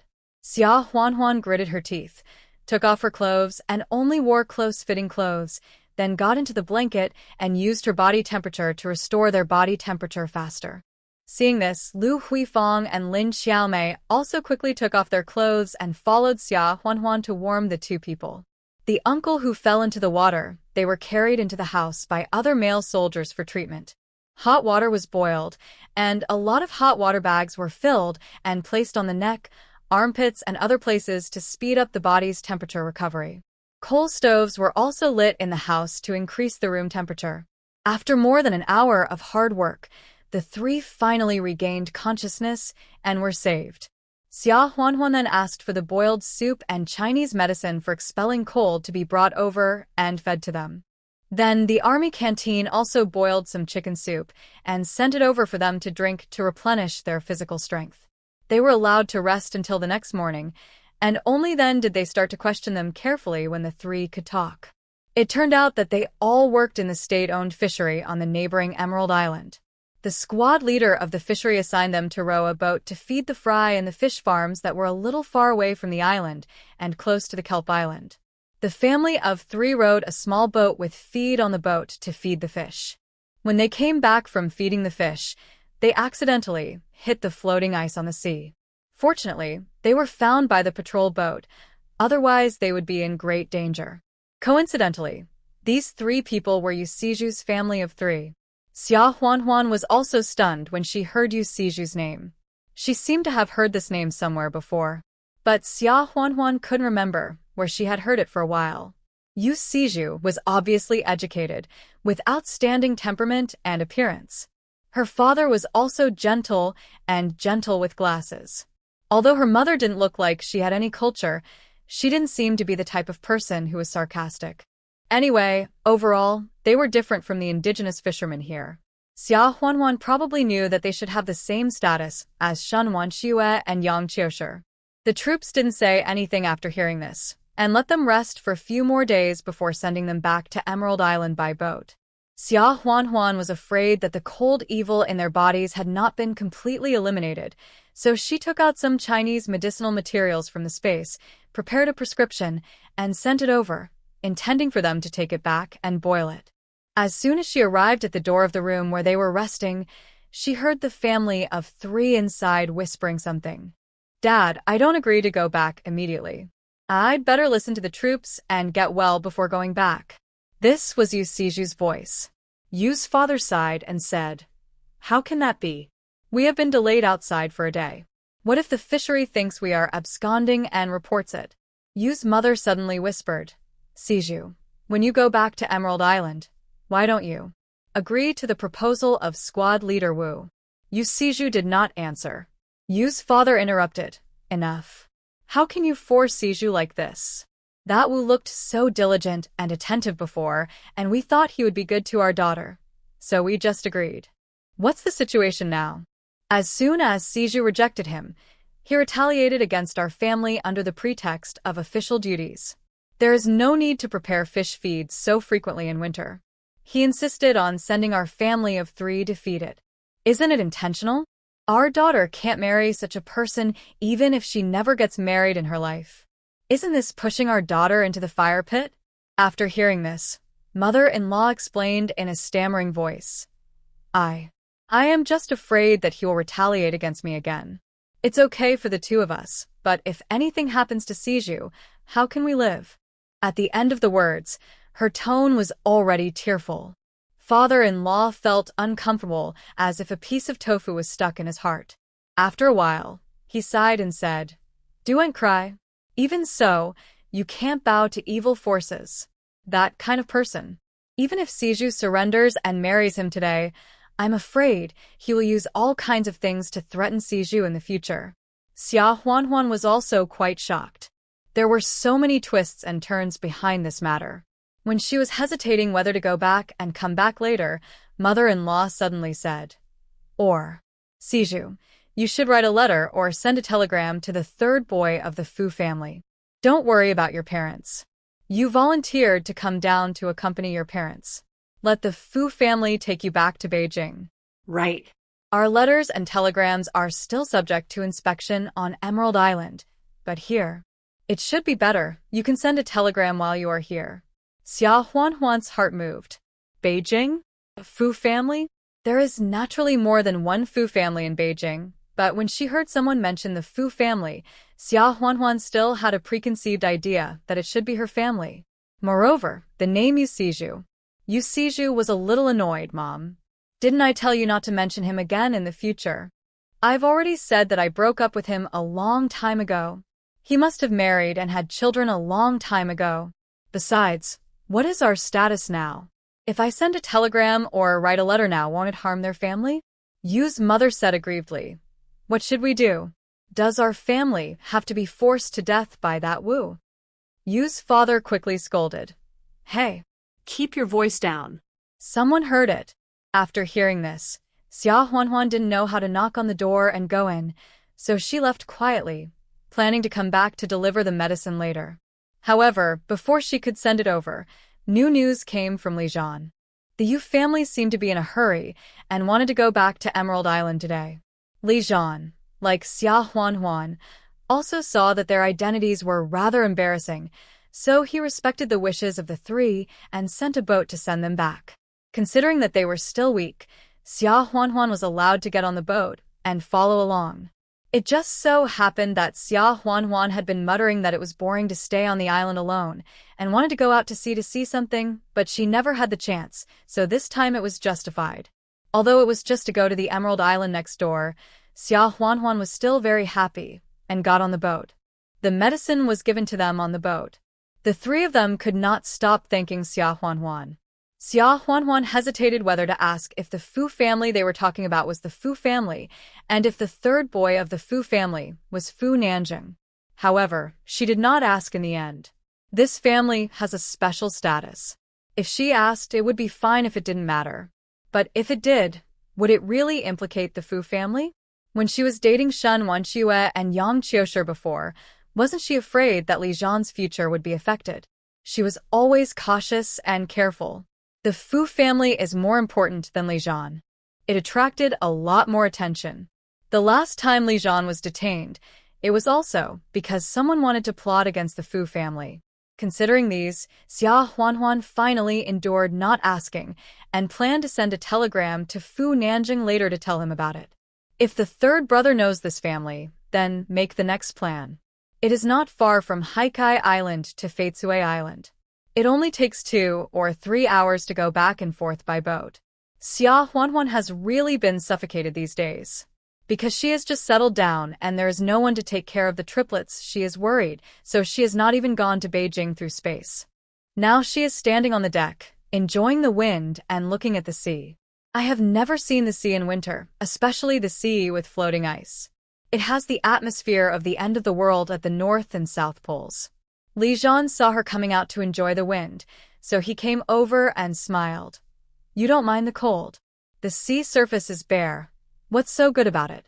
Xia Huanhuan smiled and said, It's beautiful when you don't see it normally. It's not like you see it every day, so of course you think it's normal. Having said that, she suddenly turned around and glared at him. Do you feel that you've been looking at me for too long and are tired of it, and that I'm not pretty anymore? Have you fallen for some on the island or in the garrison? Li Zhan didn't know whether to laugh or cry. He cared so much about his wife that he even felt jealous. What kind of nonsense are you thinking about every day in your little head? As he said that, he leaned close to her ear and smiled. Am I not working hard enough at night so that you think I have other energy to fall for others? Then I'll work harder tonight so that you don't have time to be jealous. After saying that, he bit her earlobe as a punishment. Ah! Xia Huanhuan shouted softly, but quickly held it back, glaring at Li Zhan with her pretty eyes. There were people coming and going on the deck. What a rascal Li Zhan was. What she said just now was just a joke. She was not really jealous, Why did she lose everything? Thinking about how Li Zhan was going to torture her at night, Xia Huanhuan felt that the scenery in front of her suddenly became ugly. Seeing her expression of regret and anger, but not being able to speak out, Li Zhan couldn't help but want to tease his wife more. He simply walked over and took her into his arms with his military coat, and with a cover, his hand slipped into her collar. Hiss. You. The coldness from Li Zhan's hand made Xia Huanhuan shiver subconsciously, and she couldn't help but whispered, "Rogue." Li Zhan laughed, blinked, leaned close to her ear and bit it again, and laughed in a low and magnetic voice. "Don't move. Let me warm up for a while. Also, even if he is a gangster, he belongs to your family." They were just getting close to each other when suddenly a report came from behind. Li Zhan and Xia Huanhuan were startled and quickly stood a little further away. Xia Huanhuan's face was so red that it seemed like blood was about to drip out. She didn't dare to look back and just looked at the sea. Li Zhan coughed twice and asked majestically, "What's the matter?" The young soldier was not very old, and seeing that the commander was a little too serious, he couldn't help but get nervous. "No. Commander, we've arrived at Emerald Island." Li Zhan was stunned for a moment. He and Xia Huanhuan hadn't paid attention to the sea just now. When he turned around, he saw that the boat was slowly approaching the dock. "Got it, let's dock." Yes. After the young soldier finished speaking, he went to carry out the order. Xia Huanhuan was so angry that she punched Li Zhan. Rascal! He almost brought shame to his grandmother's house. When the boat stopped, Li Zhan went ashore, and the 3 members of the Yu family also got off the boat. There were several people on the dock who came to pick them up, one of whom was Wu Yun. Yu Siju couldn't help but feel a jolt in his heart. Sure enough, as soon as the 3 of them got ashore, 4 or 5 strong men who looked like militiamen rushed up and tied the arms of the 3 behind their backs and wanted to tie them up. Yu Siju was lucky, and she was mentally prepared the moment she saw Wu Yun. But Yu's mother was timid and couldn't help crying. "Siju's father, this. What are you doing?" Yu's father couldn't help shouting. "Why are you arresting people? What have we done?" Li Zhan frowned. He signaled the soldiers who came over to pull those people apart and said in a deep voice, "What are you going to do?" Seeing that Li Zhan was wearing a military uniform, Wu Yun didn't dare to be too presumptuous, but still said sarcastically, "What for?" "Of course we are going to catch the escaped people." "Comrade, you're the garrison on Haidai Island, right? We thank you for helping us catch the people back. However, although Feitsue Island is also under the jurisdiction of Haidai Island, we also have our own rules here. They haven't returned for a day and a night, and they also stole a boat on the island. Isn't this just running away?" Yu's father said anxiously, You are slandering me. It was you who assigned us the task to feed the fish. How did it become that we stole the boat and ran away?" When Li Zhan heard this, he knew that this was probably a set plan. Apart from anything else, if one of them escaped and was caught, he would likely be sentenced. What's more, this is an island, and it would take a large gas tanker half a day to reach the land. They were rowing a small broken boat, without any supplies, and on the sea with floating ice in winter. This was not escaping. This was clearly courting death. "Comrade Wu, I think it's better to investigate whether they stole the boat and escaped, and then make a conclusion. Such a serious crime will ruin the family," Li Zhan said patiently. Wu Yun glanced at Li Zhan gloomily. Although Emerald Island is under the jurisdiction of Kelp Island, the ordinary fishermen from Kelp Island sometimes come to Emerald Island, or meet him in the sea area, and they still have to give way to him. Why? Because his uncle is the director of the state-owned fishery on Emerald Island, the main person in charge. If it weren't for this relationship, he would never have come back to this remote island where no one lives.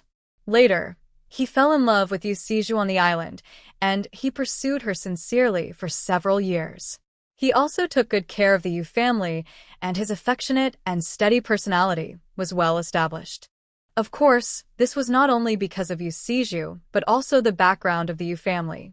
Although his uncle was a local emperor on the Emerald Island and had a lot of power, in fact, the Wu family was born in a small coastal town in Liao province.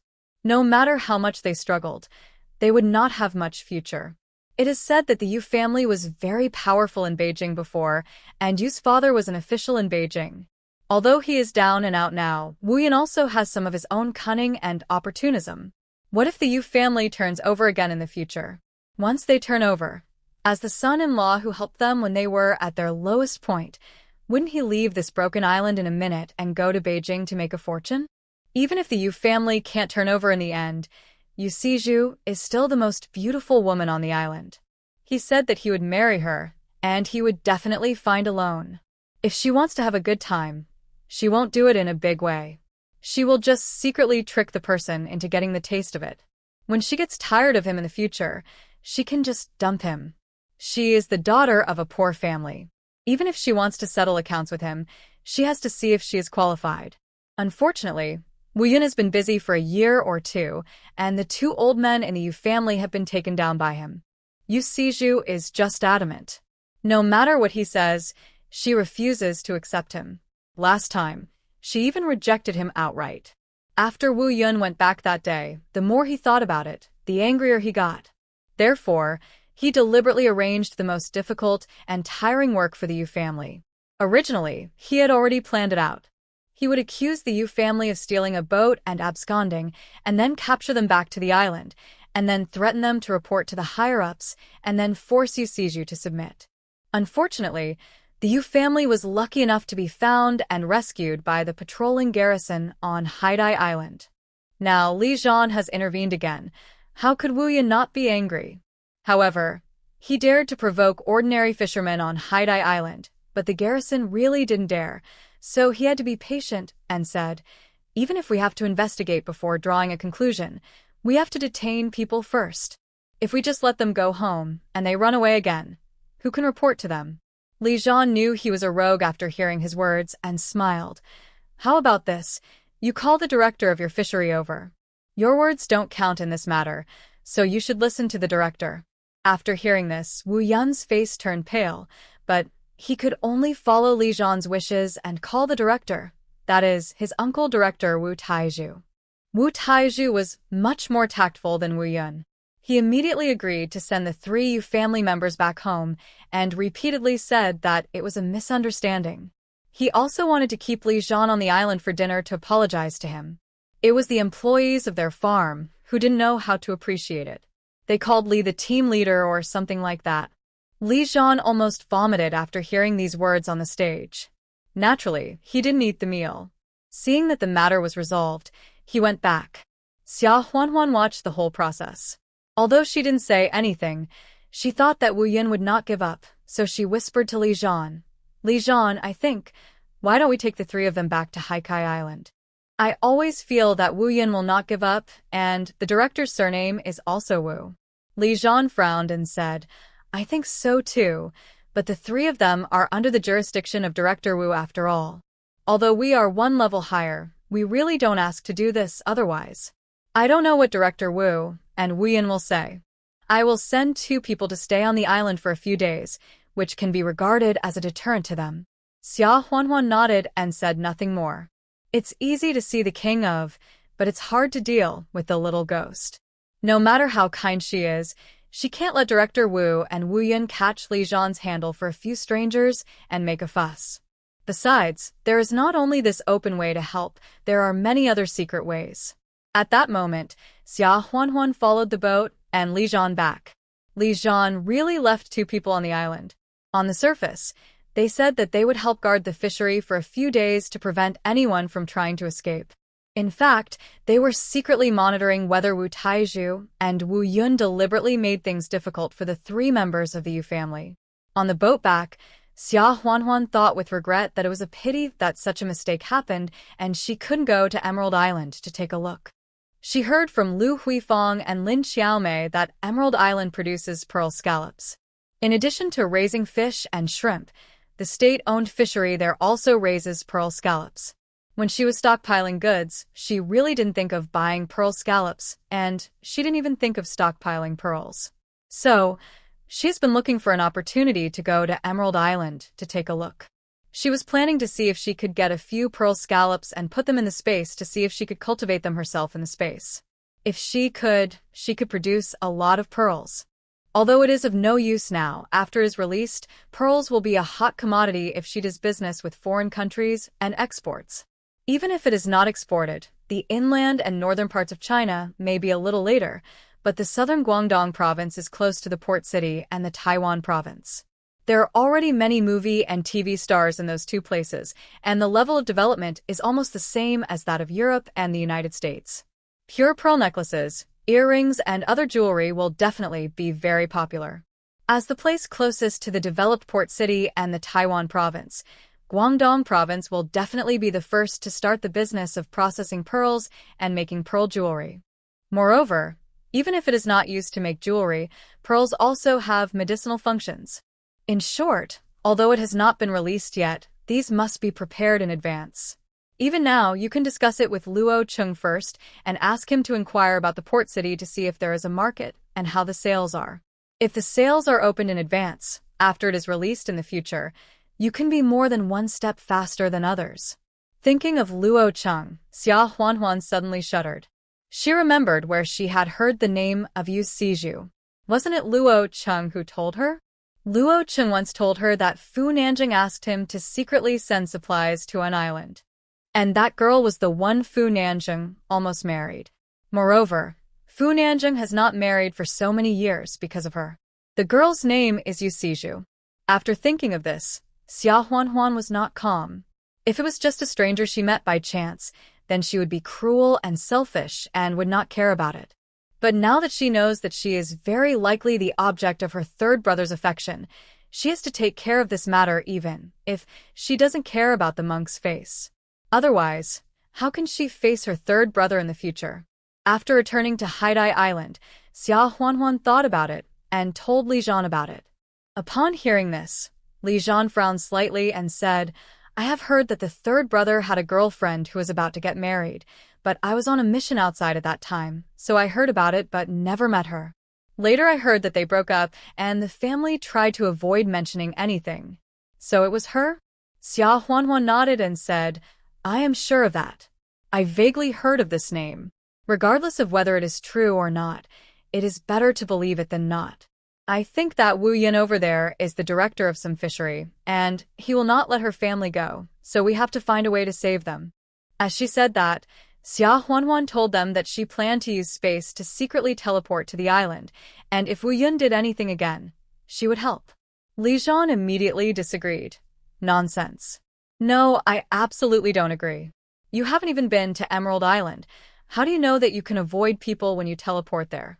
Even if you are not discovered, you can't just grasp the opportunity when Wu Yun and Wu Taizhu attack the Yu family, right? Xia Huanhuan frowned. As for the timing, you have left 2 people on the island now, ostensibly to help, but actually to monitor. Wu Yun and the others should also know. I estimate that when the 2 of them come back, it will be time for Wu Yun to take action. Li Zhan interrupted her with a stern face and said, even if the opportunity is just grasped by you as a woman, do you still intend to deal with Wu Yun, a man? What if he still brings the militia on the island to attack? In short, there are too many uncertain factors. You don't have to say any more, I won't allow it. What should we do? We can't just ignore them, right? Can the 2 people you sent over stay on Emerald Island forever? Xia Huanhuan was also a little angry. I should have known not to tell him. In the past, I did this and that by myself and I didn't report it to him, so it was fine, wasn't it? If I told him, he would be nagging. Li Zhan pondered for a moment, his face still cold, and said, anyway, I will deal with this matter. I can't just ignore the third brother's girlfriend.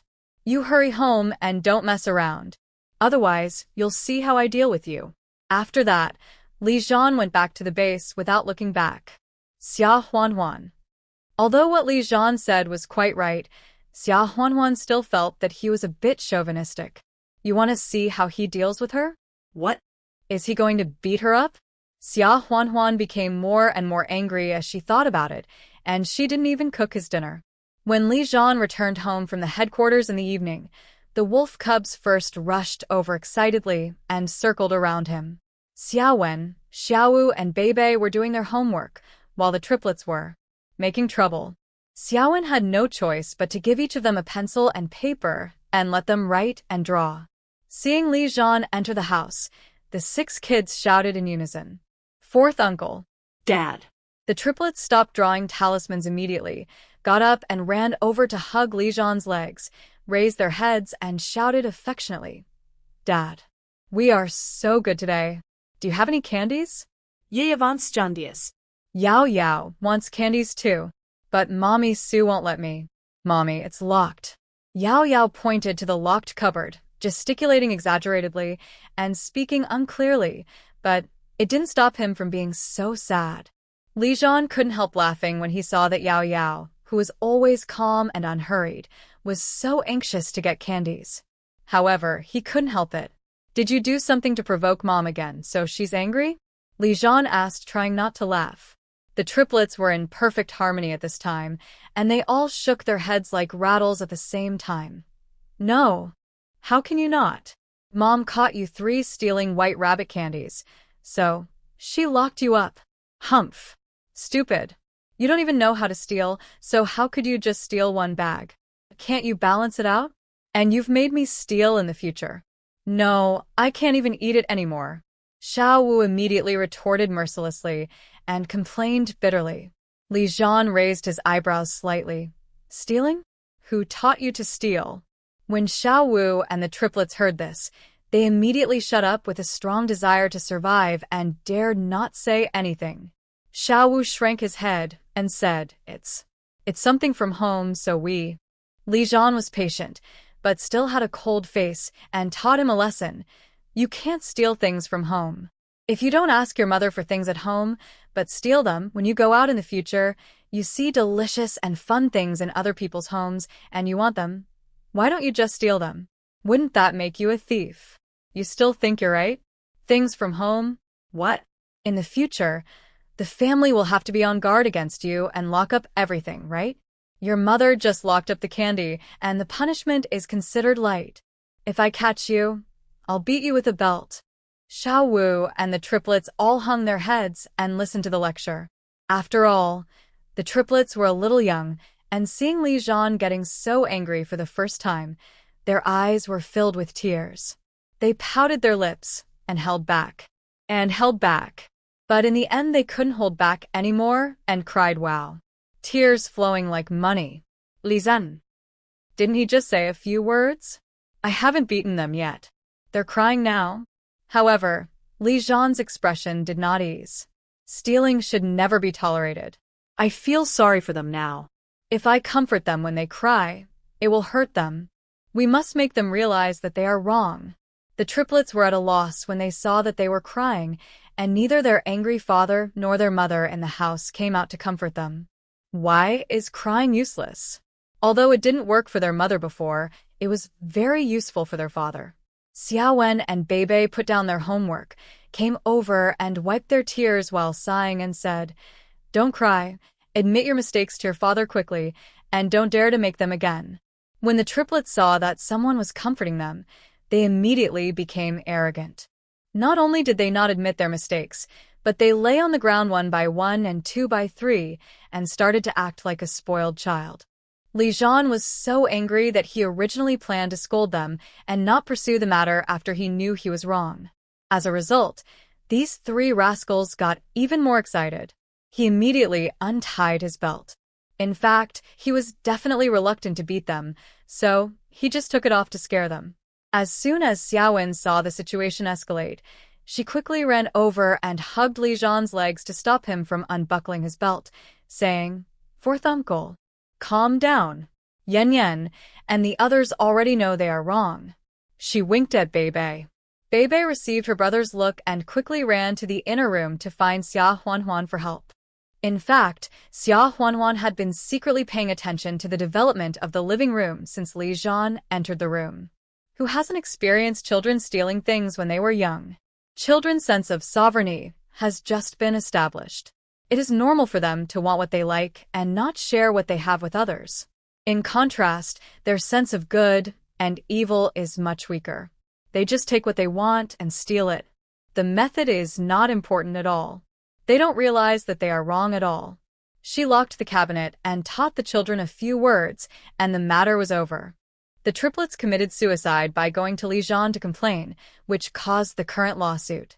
Xia Huanhuan didn't object to Li Zhan educating his children. Originally, this is the responsibility of a father. But the first half was fine. Why did he really use the belt in the second half? Xia Huanhuan was furious. She was still shouting during the day, "Let's see how he punishes her," and when she came back at night, she wanted to punish her son? This was for her to see. Even if Beibei didn't come to call, she was going to go out, and now was the perfect time. Xia Huanhuan opened the door and went out. When Li Zhan saw his wife coming out, he quickly looked at Xia Huanhuan in a flattering way and said with a smile, "Wife." He breathed a sigh of relief. If he really beat her, he would be reluctant. But now it's a bit difficult to get off the tiger. Fortunately, his wife came to rescue him. Who knew that Xia Huanhuan just glanced at him and ignored him? She picked up the triplets from the ground and patted the dust on the ground. When the triplets saw their mother coming out, they cried even more aggrieved and justified, pointing at Li Zhan and complaining, "Mom, whoa, Dad beat us. It hurts. Whoa, Li Zhan." These three drama queens, he hasn't even pulled out the belt yet. It hurts not a thing. Xia Huanhuan was so angry that she laughed. It hurts? It's what you deserve. You still dare to steal things? Look at what you are capable of. When others punish you, won't you run away? And you just lie there and let others punish you? Li Zhan. The first half is fine, but when it comes to the second half, why does it always feel that his wife is weird? Go. Go into the house. Don't leave your dad. Having said that, without even looking at Li Zhan, she pulled the triplets into the house. Li Zhan pitifully wanted to defend himself. "Wife, I really haven't beaten them yet." look, I haven't even pulled out the belt yet. These three little rascals, not only have they stolen things, but they have also learned to lie." However, Xia Huanhuan didn't give him a chance to speak and slammed the door shut. Li Zhan. Li Zhan touched his nose to save his face.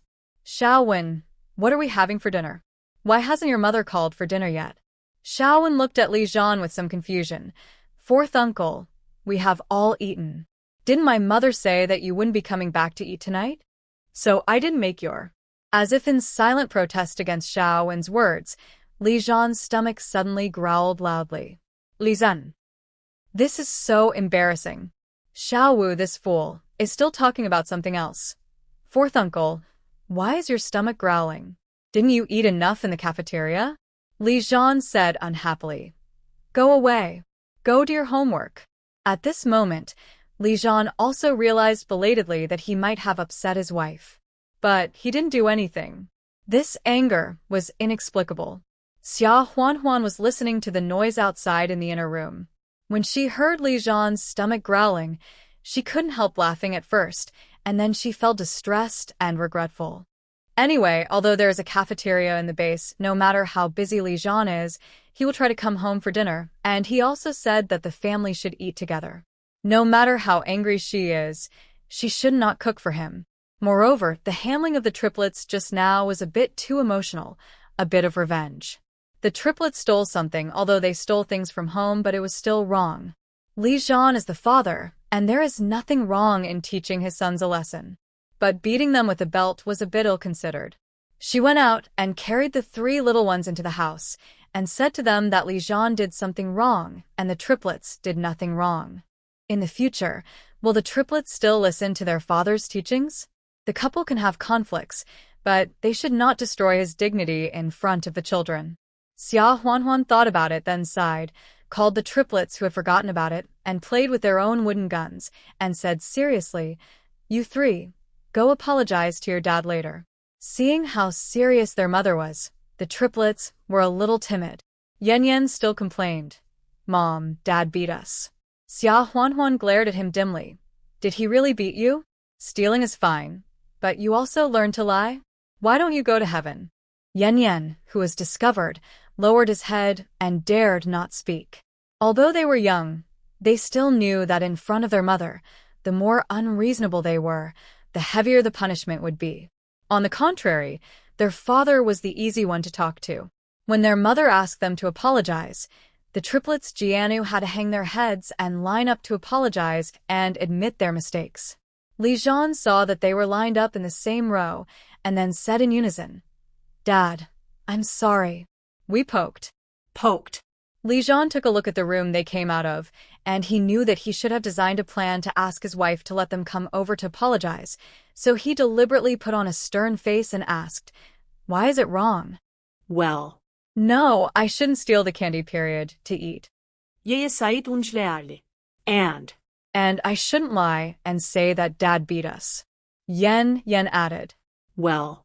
"Steal the candy period. Yao said. Li Zhan. Among these three triplets, why are you the only one with the wrong style? However, at least you admitted your mistake. After all, they are children. They won't understand if you blame them too much." Li Zhan said with a stern face, "Since you know you are wrong, Dad will not pursue it this time. If there is a next time, Dad will definitely beat you." Xia Huan saw that the four fathers and sons had reconciled, and the guilt in her heart was reduced a lot. Thinking of Li Zhan, who was still hungry, she couldn't help but come out to cook for him. As a result, when she entered the kitchen, she saw Li Zhan was kneading dough with his hands full of flour. When Xia Huan saw it, she couldn't help but feel funny and distressed. It made it seem like she had bullied him. Although, maybe, just maybe, there's a little bit.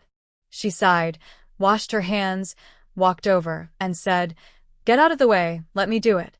It's not like Li Zhan hasn't cooked before, but now his wife can see that she feels sorry for him.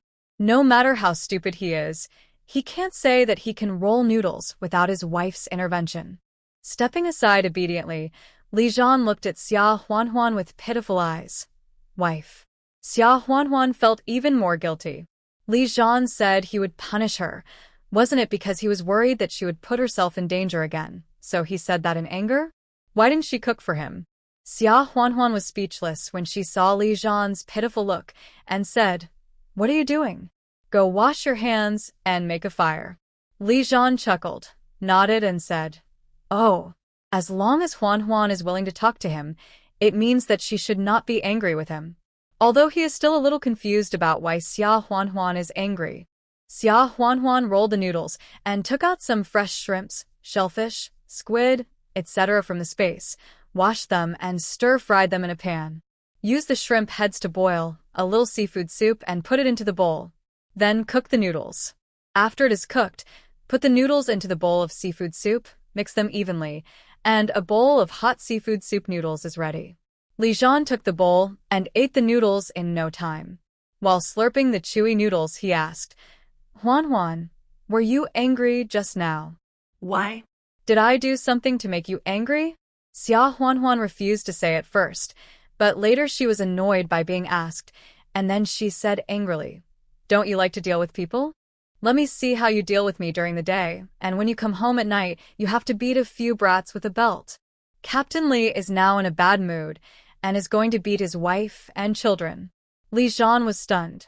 The triplets were fine, but he was a little inconsiderate tonight and almost lost face by beating her. But how could he beat his wife? Just when he was wondering, he suddenly remembered what Xia Huan had said just now, letting her see how he would deal with her. Could it be because of this sentence? Li Zhan sighed and said, "I stopped you from using the space to go to Emerald Island because I was worried about you and didn't want you to take risks alone. I was angry at the time, so it's true that I spoke a little harshly. Why did you take it seriously?" Xia Huan glared at him and said angrily, "I don't take it seriously? Are you waiting to take it seriously after you get beaten?" Li Zhan was amused and helpless. Okay, it's my fault. I spoke without thinking. Tonight.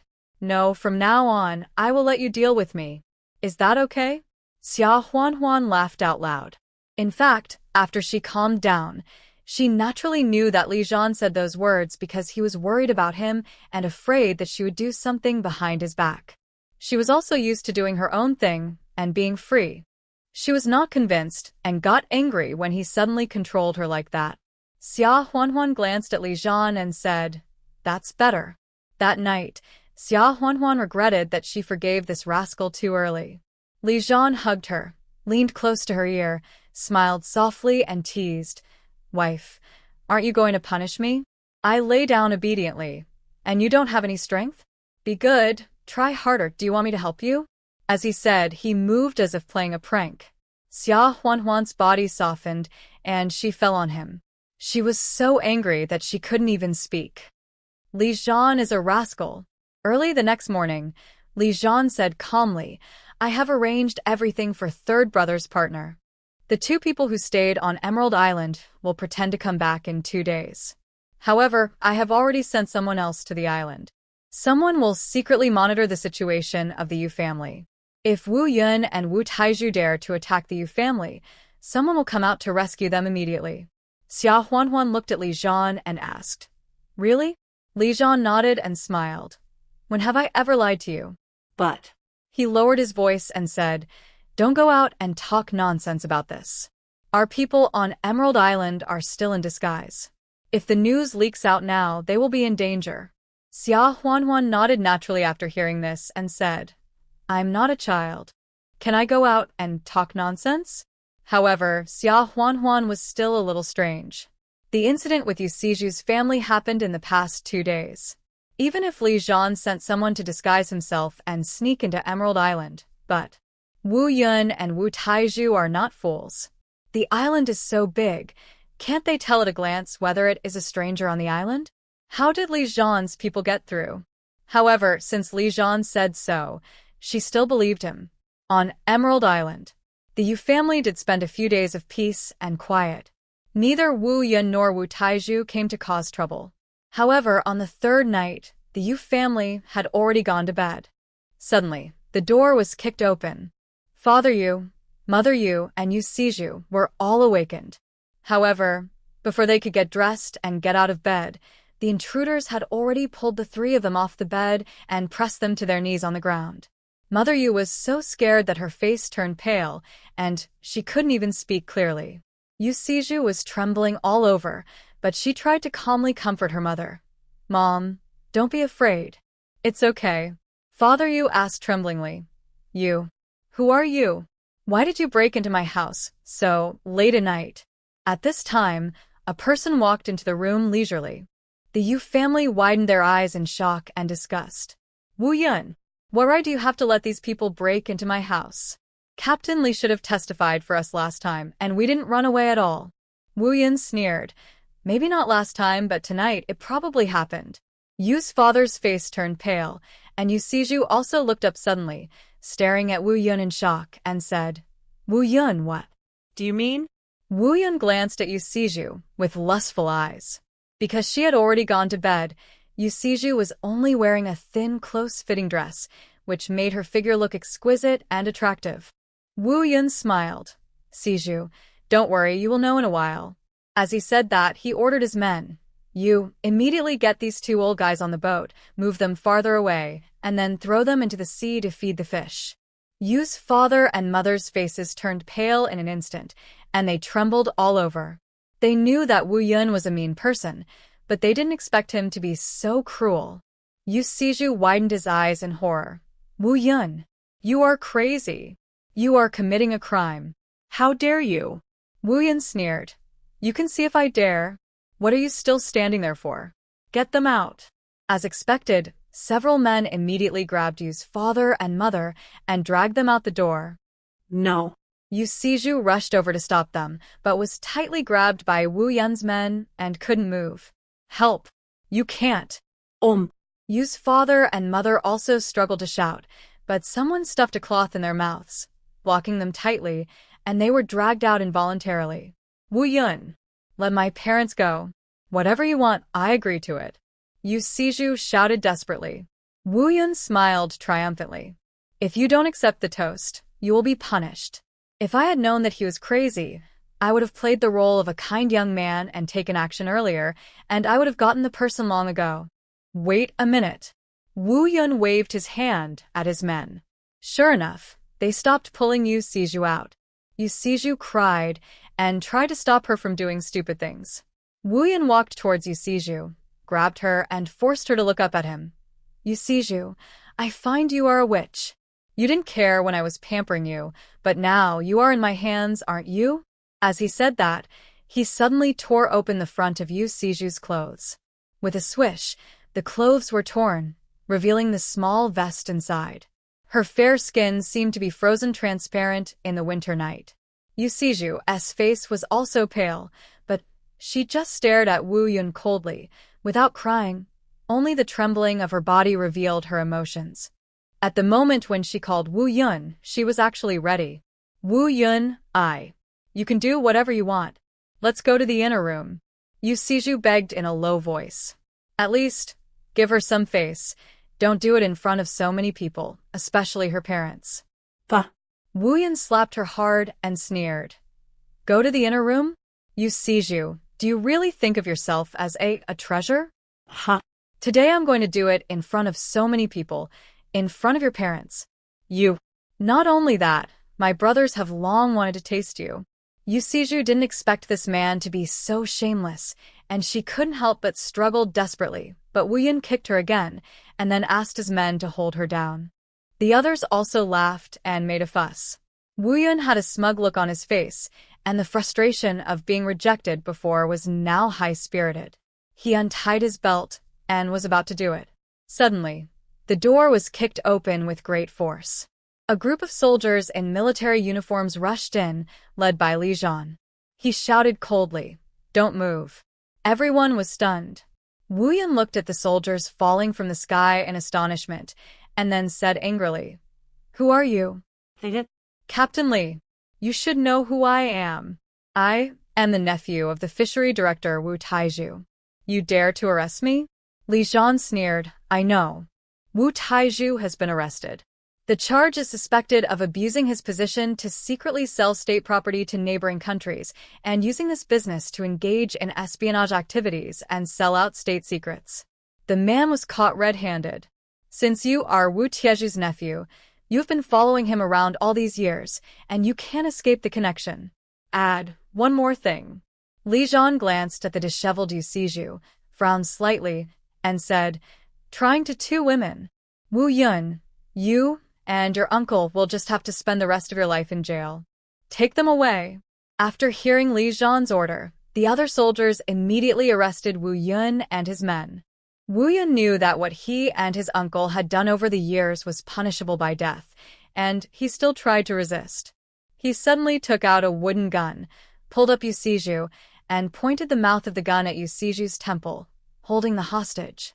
Xia Huanhuan was relieved after she saw that she had just fainted. She quickly wrapped a dry blanket taken from the space around Yu Siju, and then threw another one to Li Zhan and wrapped one for herself. Xia Huanhuan said, "It doesn't make sense that I suddenly appeared here, but fortunately they all fainted. I will go back to the space first, and everything will be discussed when you get home." After that, without waiting for Li Zhan to speak, she directly entered the space and disappeared. Li Zhen. At this time, the people on the shore who heard the sound of the wooden gun had already come over in a boat. Seeing Li Zhan on the boat and Yu Siju, who was knocked unconscious by Wu Yun, they quickly approached and got them on the big boat. Soon they returned to the shore. Seeing that Yu Siju was fine, Yu's parents were relieved and almost knelt down to thank Li Zhan.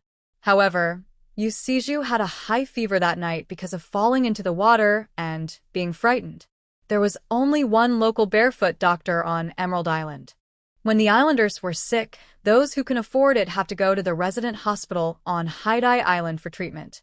Fortunately, Li Zhan and his team have not left yet to take Wu Yun and Wu Taizhu back to Haidai Island for interrogation. Yu Siju's parents-in-law came over to explain the situation. Li Zhan was not vague and asked Yu Siju's mother-in-law to accompany her on the boat to Haidai Island and stay in the resident hospital. When the temperature was measured, it was 40 degrees. The doctors were also shocked and did not dare to neglect it.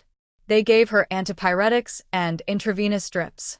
In the morning, the temperature dropped slightly, but Yu Siju still did not wake up. Li Zhan and his team interrogated Wu Yun and Wu Taizhu overnight and roughly understood the situation. All the accomplices who should be arrested have been arrested, and there is nothing else. It was not until the morning that Li Zhan went back yawning. Xia Huanhuan was cooking. Seeing him come back early in the morning, she smiled and asked as if nothing had happened, Why are you back now? Have you had breakfast? Li Zhan nodded and said, I came back after having breakfast. I'll take a nap first, and we'll talk about what happened last night when I wake up. Xia Huanhuan shrank her head a little guilty and said, Oh. Then go to bed quickly. A full sleep will stabilize your mood, and you won't get angry easily. Actually, she really didn't intend to interfere last night. However, it was all Zhou Qingqing's fault.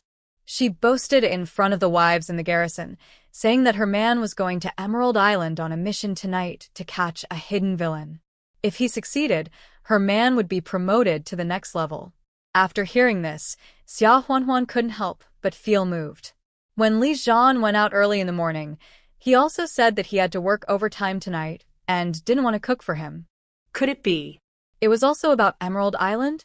She was really afraid that if something happened to Yusiju, her third brother would also be sad, so she secretly used space to teleport to Emerald Island. Later, she secretly hid behind a rock and heard the commotion on the shore. She knew that Li Zhan had swam over, and she was very worried. She was anxiously thinking that it would be great if she could get to him. Then the space suddenly blew up and sent her to the sea, or To the sea. Xia Huanhuan didn't know whether to laugh or cry. The cold sea water in winter was not comfortable. She was about to enter the space again when she suddenly heard a splash of water. She was stunned for a moment and quickly swam over, only to find that the person who was pushed down was none other than Yusiju. What happened next was that Li Zhan subdued Wu Yun on the boat. She tried hard to hold Yusiju, who was already frozen and unconscious, and get to the side of the boat. Just as she was about to shout, Li Zhan jumped down again with a splash to find Yusiju. She had no choice but to get Yusiju on the boat first to rescue her. Xia Huanhuan was a little absent-minded when eating breakfast. This morning's breakfast was mixed flour buns, a kelp, clam, and radish soup, a dish of shredded radish and pickled vegetables, and a plate of fried fish. While drinking soup, Xiaowen asked, Mom, are you okay? Did you quarrel with my fourth uncle again? Xia Huanhuan was stunned for a moment. Ah? Then she came to her senses, tapped Xiaowen's head with the other end of chopsticks, and said, What do you know as a child? When did I quarrel with your fourth uncle? Xiaowen shrank his head and muttered, I'm almost 10 years old. And you still say no. I didn't cook for my fourth uncle 2 days ago. Xia Huanhuan. Alas. The children have grown up and can't be scared anymore. It's hard to lead the team. When Xiao Wu and Bei Bei heard this, they were very interested. Brother, Mom had a fight with fourth uncle. When? What was it about? Did fourth uncle bully Mom? Xiao Wu shouted. You are stupid. Mom doesn't even cook for fourth uncle, so it must be that Mom bullies fourth uncle. Bei Bei frowned and said, Second brother is stupid. Fourth uncle must have bullied Mom first, so Mom didn't cook. Besides, not cooking is bullying? Men and women are equal. Who says that Mom must cook for fourth uncle? Xiao Wu was stunned by the question. Anyway. Fourth uncle is so pitiful and hungry. The triplets also joined in the fun. Well, they had a fight. Dad is hungry. Xiaowen looked at Xia Huanhuan, whose face was gradually getting darker, and interrupted his younger brother and sister with a strong desire to survive, and said, Hurry up and eat. We're going to be late for school. When the two heard this, they didn't dare to quarrel anymore. They quickly ate up the steamed buns, drank the kelp soup, and ran away with their school bags. Mom, we're going to school. Xia Huanhuan shouted from afar. Run slower. Don't fall. The triplets saw this and quickly threw away the half-eaten buns and ran to chase. Brother and sister, wait. We're going to. Xia Huanhuan quickly grabbed them and said with a smile, What are you going to do? Eat quickly, don't leave any food. Feed the chickens later. Even the smallest labor force must be used. When the triplets heard this, their attention was diverted. Yes, we have to feed the chickens. And we have to collect eggs. Before the new year, Xia Huanhuan took advantage of a ship delivering supplies and got a few hens out of the space. Asked if they were the chicks that were brought by someone. Anyway, every household has some, so no one has investigated it.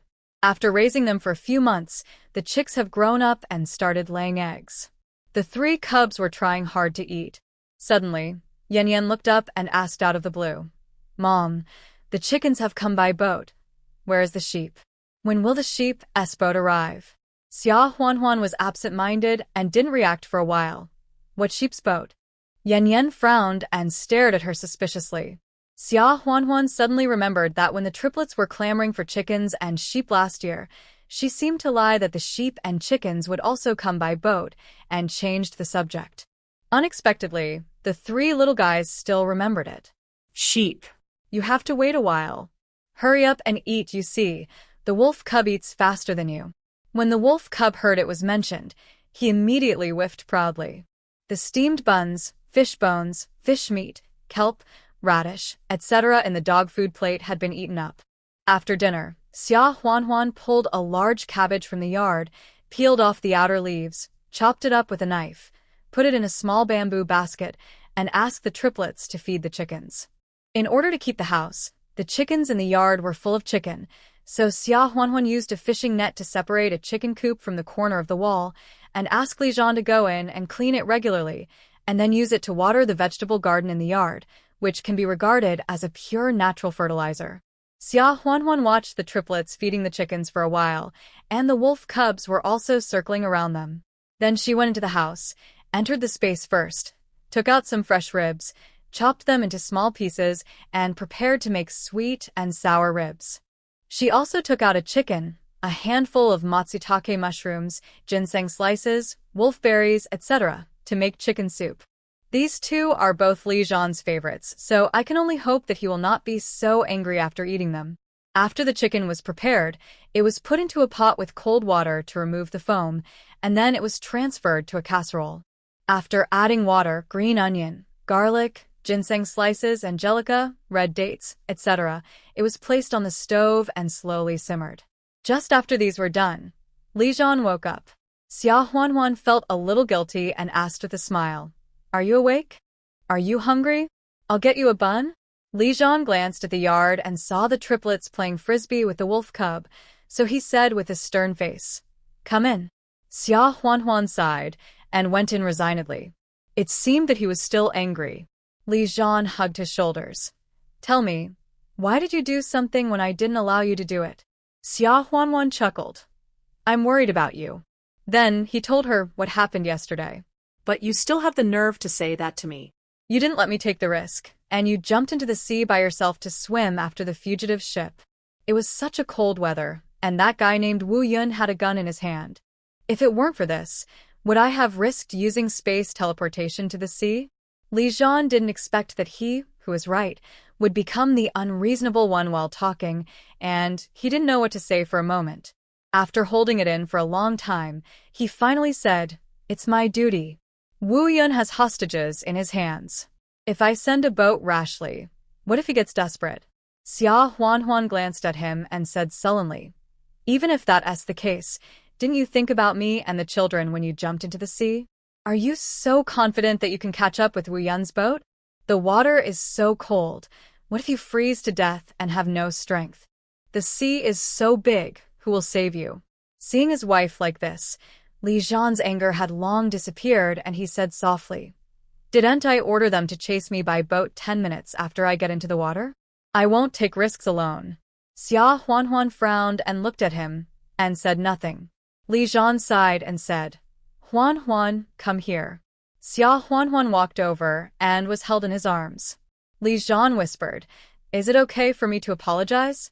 In the future, I will try my best not to put myself in danger, okay?" Xia Huanhuan sighed and said angrily, "That's better." Due to the nature of Li Zhan's job, this kind of thing is unavoidable. I thought that since they were stationed on the island, at most they would patrol and use binoculars to look at the surrounding sea every day, but I didn't expect that they would catch spies and fight with gunmen. Li Zhan took the initiative to admit his mistake and reacted belatedly. It seems that his wife was disobedient this time, so she should apologize, right? How did it happen the other way around? Seeing that it was almost time, Xia Huanhuan said, "I'm still boiling chicken soup outside. I'll go check the fire." As she was about to slip away, she was pulled back by Li Zhan. "Wait, you almost tricked me. I've explained my problem clearly. I haven't talked about your business yet. Didn't you jump into the sea to save people last night? Xia Huanhuan said guiltily. I have space. Even if I jump into the sea, I'm safer than you. Li Zhan gritted his teeth. This is not a reason. Space is omnipotent. What if something goes wrong? Have you forgotten what happened when you were attacked by Su Jiayuan in Qingshui village? Xia Huanhuan was speechless for a moment, so she had to give in then. Can I apologize too? Is that all you need to do, just apologize? Li Zhan was not satisfied. Xia Huanhuan looked up at him. Didn't he just apologize just now? So, what else do you want? Li Zhan's hand restlessly reached into her clothes, and he smiled. Well, it's up to you. Xia Huanhuan. This rascal. Okay. Xia Huanhuan's eyes were wet, and she suddenly stood on tiptoe and pecked him on the lips, then leaned close to his ear and whispered, I'll clean it up for you tonight. Is that not okay? Li Zhan was suddenly itchy. Xia Huanhuan pushed him. Can you let me go now? I still have to make chicken soup. Li Zhan was not willing to do that. He had already started to unbutton her clothes and said with a smile, Why wait until the evening? Right now. I just have half a day off. Xia Huanhuan. The chicken soup will be dried up soon. But no matter what she said, Comrade Li Zhan would not listen. Just lie down and don't move. I'll make it. Xia Huanhuan.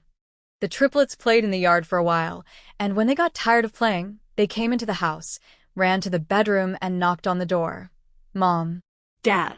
Xia Huanhuan covered her mouth and pushed him, whispering, That's enough. They will touch the casserole mischievously soon, and it will burn. Li Zhan was a little worried after hearing what she said, so he bit her earlobe as a punishment and whispered, It's not over yet. I will continue to teach you a lesson tonight. Xia Huanhuan was so angry that she punched him. This hooligan. She felt that she would never be able to look directly at the word teach in the future.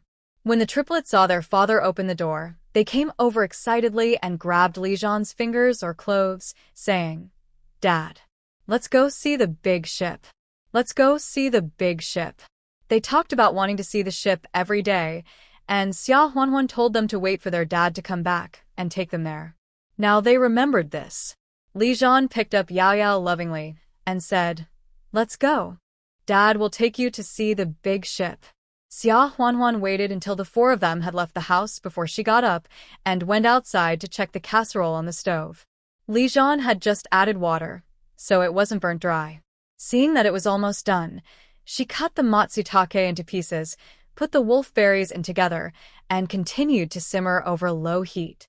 The spare ribs had been marinated for the whole morning and were well seasoned, and she also cut the Chinese cabbage she had picked in the morning and was going to stir-fry some pickled cabbage. After a while, Li Zhan came with the triplets. Seeing that Xia Huanhuan was still busy cooking, Li Zhan came in to help light the fire. Xia Huanhuan asked, By the way, how is Yu Siju? Li Zhan replied, I just happened to run into Dr. Zhao from the clinic. He said that the fever has subsided, but the body is a little weak. He will be fine after a few days of rest. Xia Huanhuan said, Oh, and then asked Li Zhan, Do you think we should tell her about my third brother? Li Zhan thought for a moment and said, Forget it. Didn't you send a telegram to my third brother? Didn't third brother send back a telegram saying he would come right away? I'm afraid he's on his way now. Let them resolve emotional matters themselves. Let's not interfere and end up making things worse and causing trouble. Xia Huanhuan listened, thought about it and felt it made sense, so she didn't mention it again.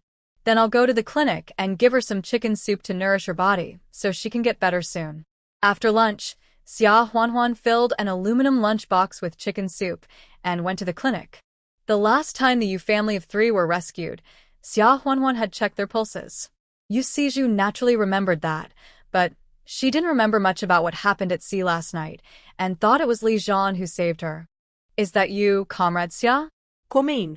Thank you, Captain Li, for saving me twice. Yu Siju smiled gratefully.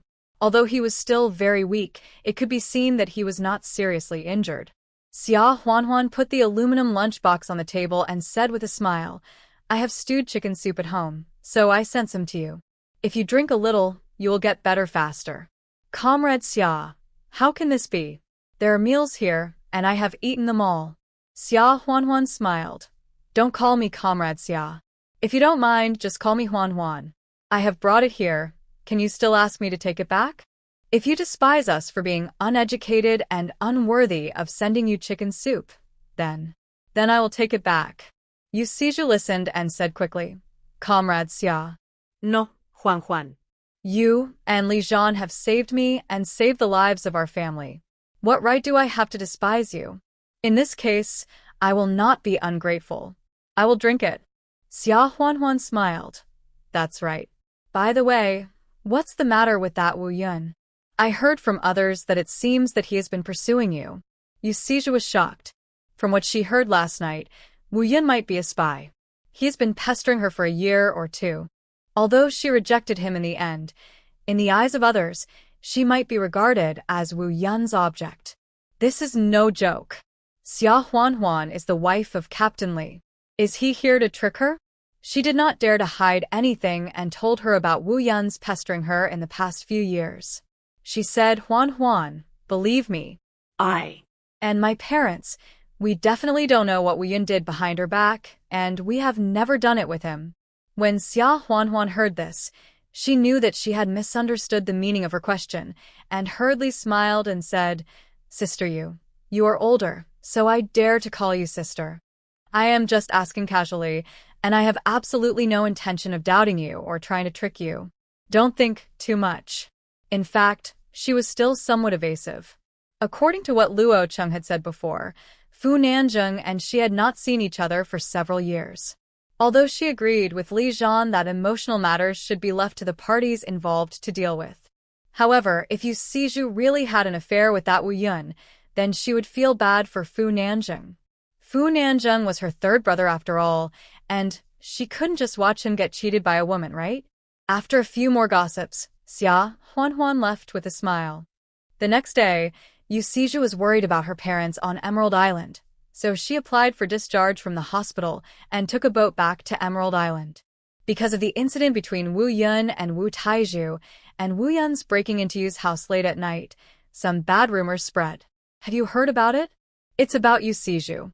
I heard that her body was ruined by Wu Yun that night. Alas. How pitiful. Wu Yun is a spy. If she is unlucky and gets pregnant, how can she get married in the future? Humph. Do you really think that Yu Siju is so noble that she let Wu Yun succeed that night? In my opinion, she has been not clean for a long time. That night, he probably knew that the matter was exposed, so he wanted to take Yu Siju away. Then, isn't that absconding? No way? If that's the case, how could the troops stationed on the island let her come back? Anyway, I think there must be something fishy about her. Her family is of that kind. As they were talking, someone suddenly said, Shh, stop talking. The Yu family is coming. The voices of those people just now were not small, and Yu Siju's father, mother, and Yu Siju all heard it. Father Yu was very angry and was about to argue. This is too outrageous. Our family has not offended them. It's fine if they say it about me and your mother, but why do they say such bad things about you? Yu Siju quickly grabbed him and said, Dad, forget it. The mouth is on other people's body. If we stop them, they will think we have something to hide and say even worse things. Let them do whatever they want. Yu Siju glanced at Li Hong. The woman who made up the most about her, Li Hong, came to the island with her to join the production team at that time and later married a local fisherman.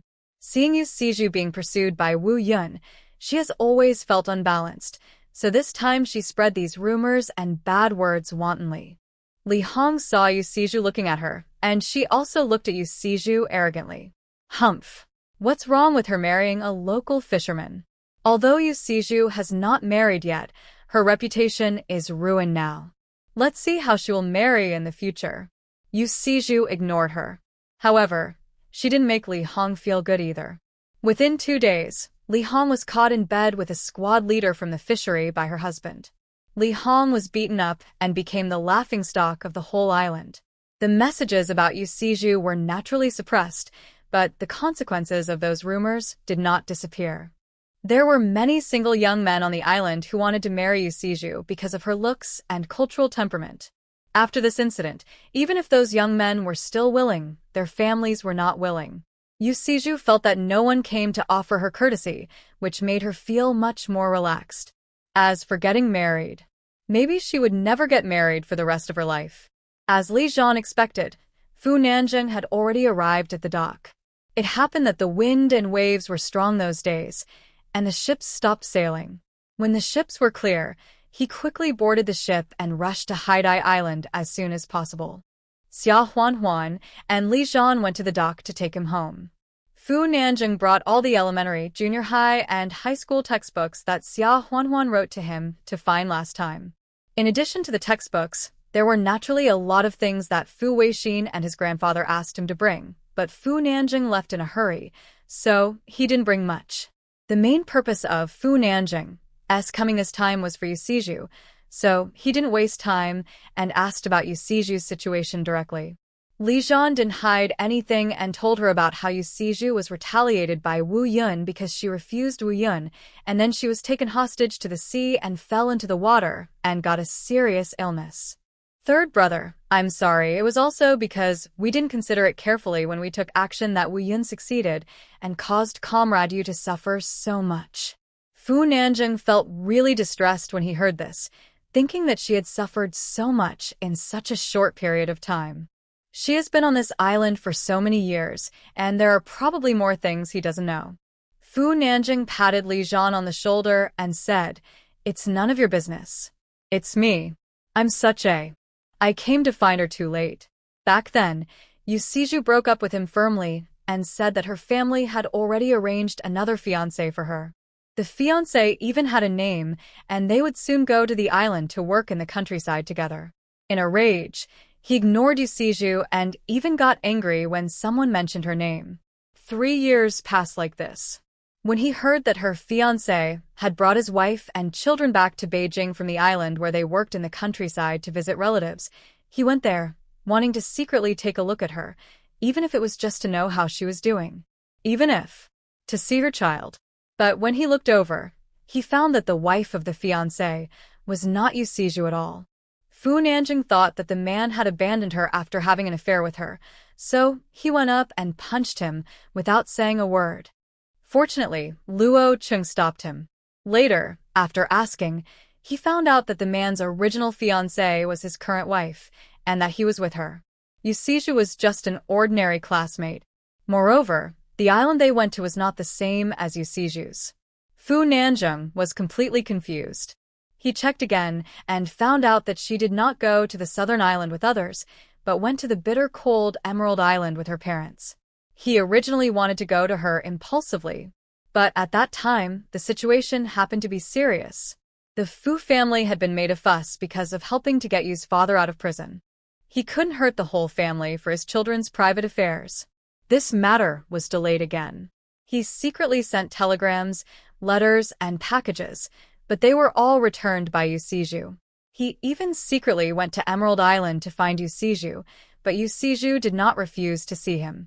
He waited at the door of Yu's house for 2 days, but Yu Siju did not come out for 2 days, and refused completely and resolutely. Later, he asked Luo Chung to help send things over, and Yu Siju accepted them.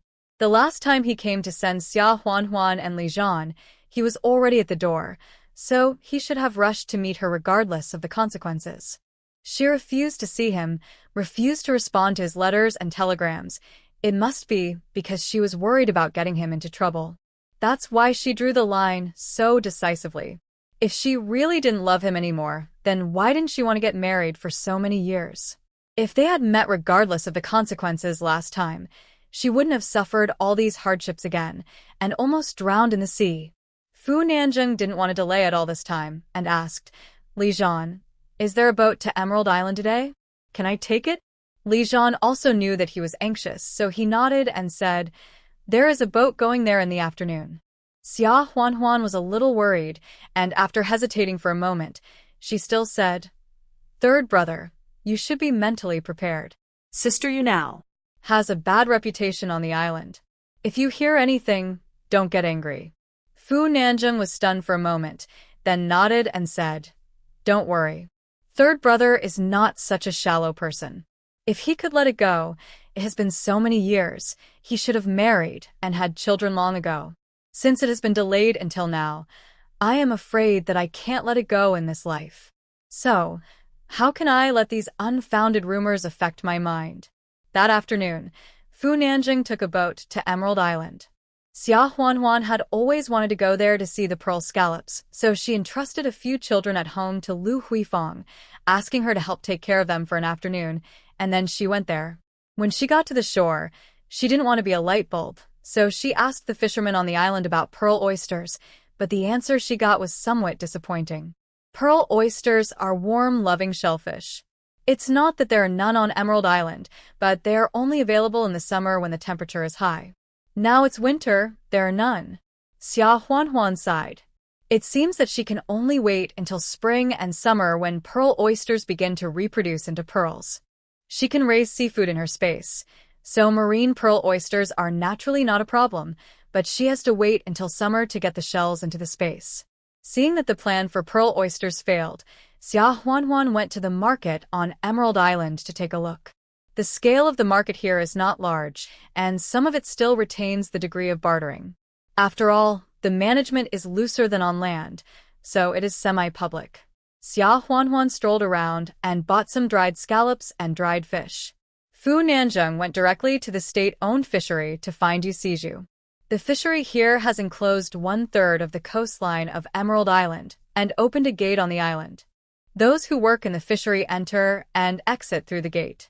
In addition to a few warehouses and large factories, the fishery is actually a beach and an open-air area for drying seafood, which looks very empty.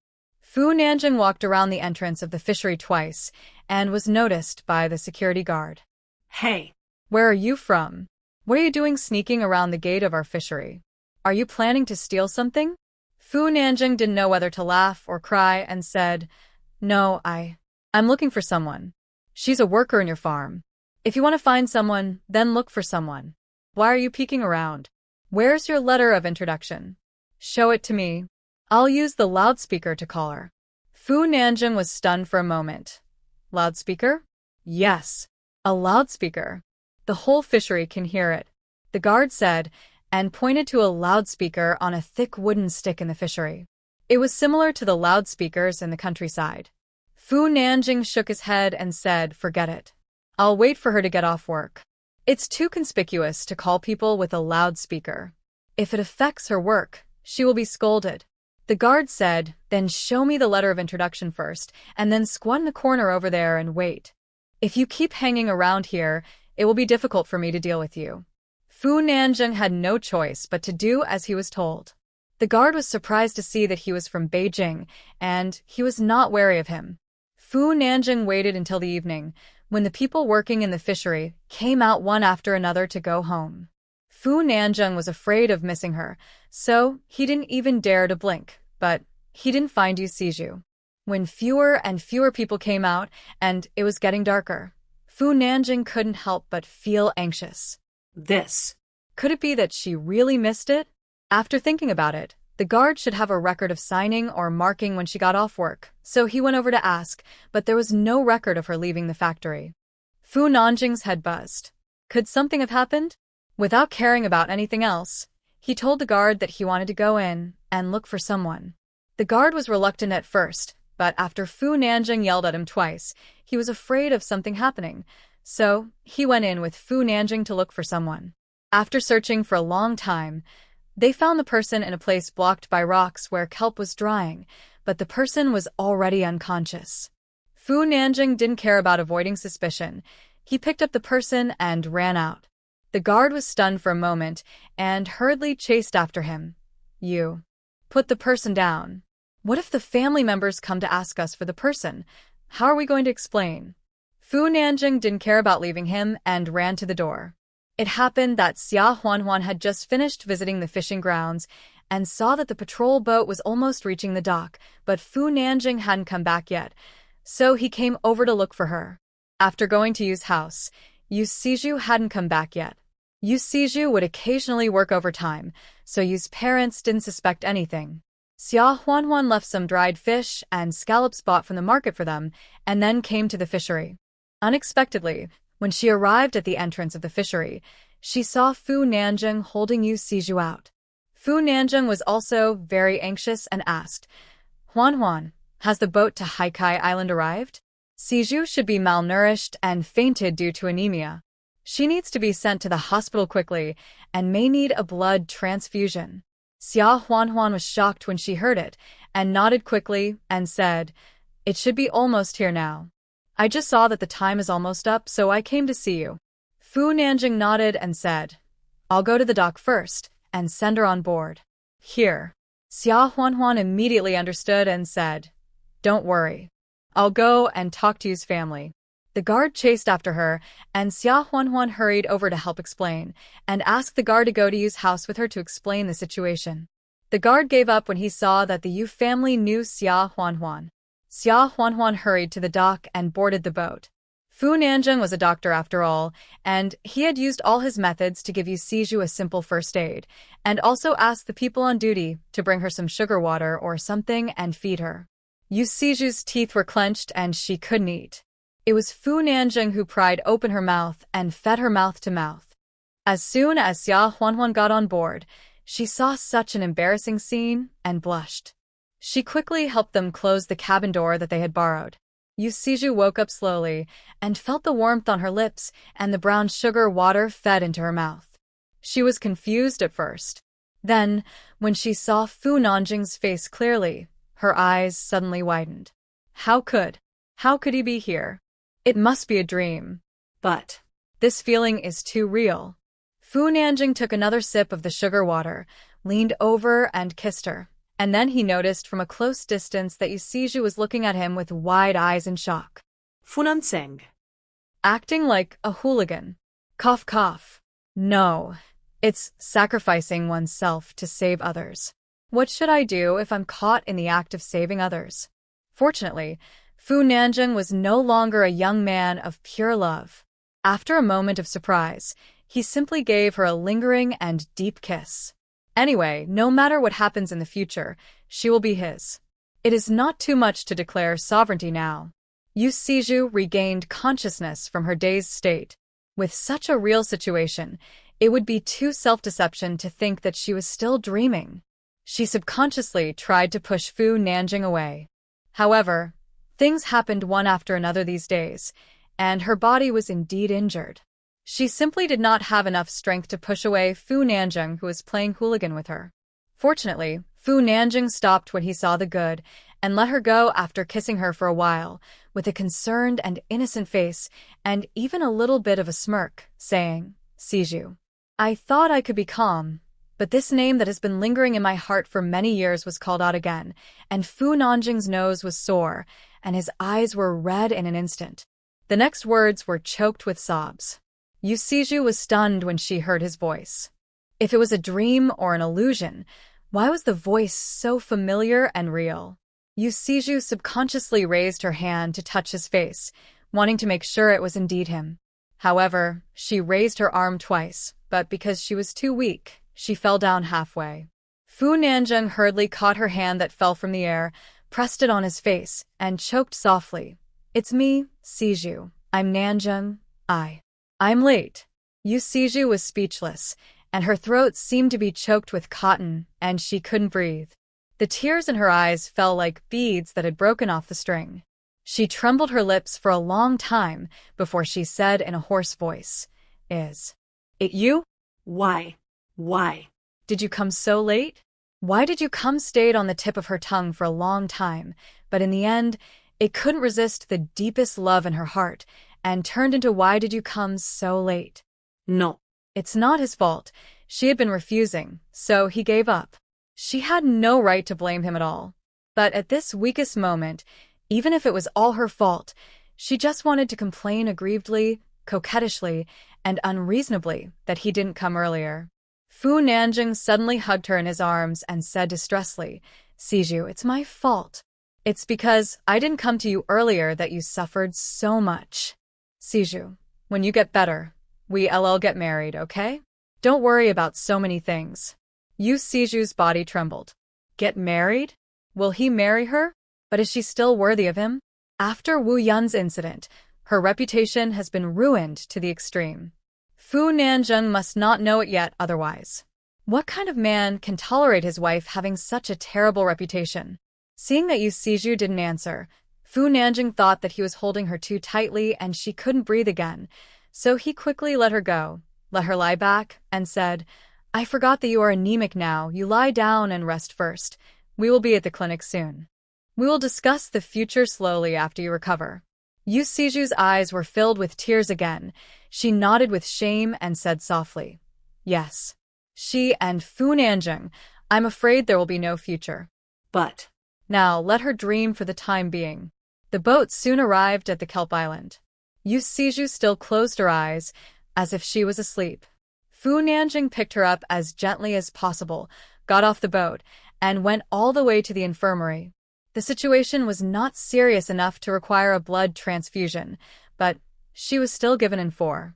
Xia Huanhuan took the triplets back from Lu Huifang and left a packet of Chinese medicine for rheumatism for her, saying with a smile, I heard that Chief of Staff Zhao has some rheumatic symptoms in his legs and feet.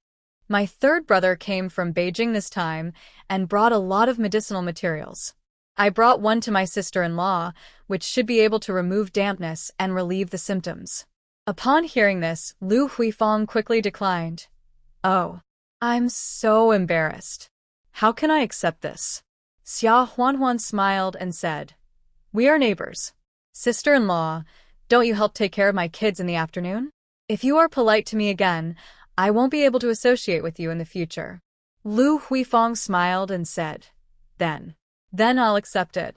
Your kids are well behaved, and it's no trouble at all. Next time you have something to do, send it to me and I'll help you take care of it. Xia Huanhuan smiled and said, Then I'd like to thank my sister-in-law first. After returning from Lu Huifang's place, Xia Huanhuan guessed that Fu Nanjing would have to stay there overnight, so she went home and took Li Zhan's military coat and a quilt and sent them over. She also took some fresh fish, shrimp and shellfish from the space and cooked a pot of seafood noodle soup and another bowl of light shrimp porridge for Yu Siju, which she served in enamel bowls and brought over together. Yu Siju hadn't woken up yet, so Fu Nanjing whispered, Put the porridge aside for now. There's a stove in this room. When she wakes up, I'll heat it up for her. He was actually a little hungry and drank the whole bowl of seafood noodle soup. After Li Zhan finished his work and came out of the headquarters, he also went to the infirmary for a checkup before returning with Xia Huanhuan. Li Zhan said, looking at the look on third brother's face, I'm afraid he won't let go this time. It's just. Xia Huanhuan asked, It's just what? Li Zhan smiled and said, Nothing.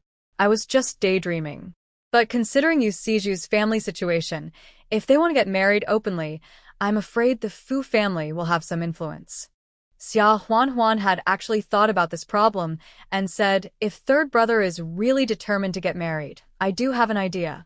The next day, Xia Huanhuan went to the vegetable garden in the yard to pick some spinach and took squid from the space to make spinach and squid porridge.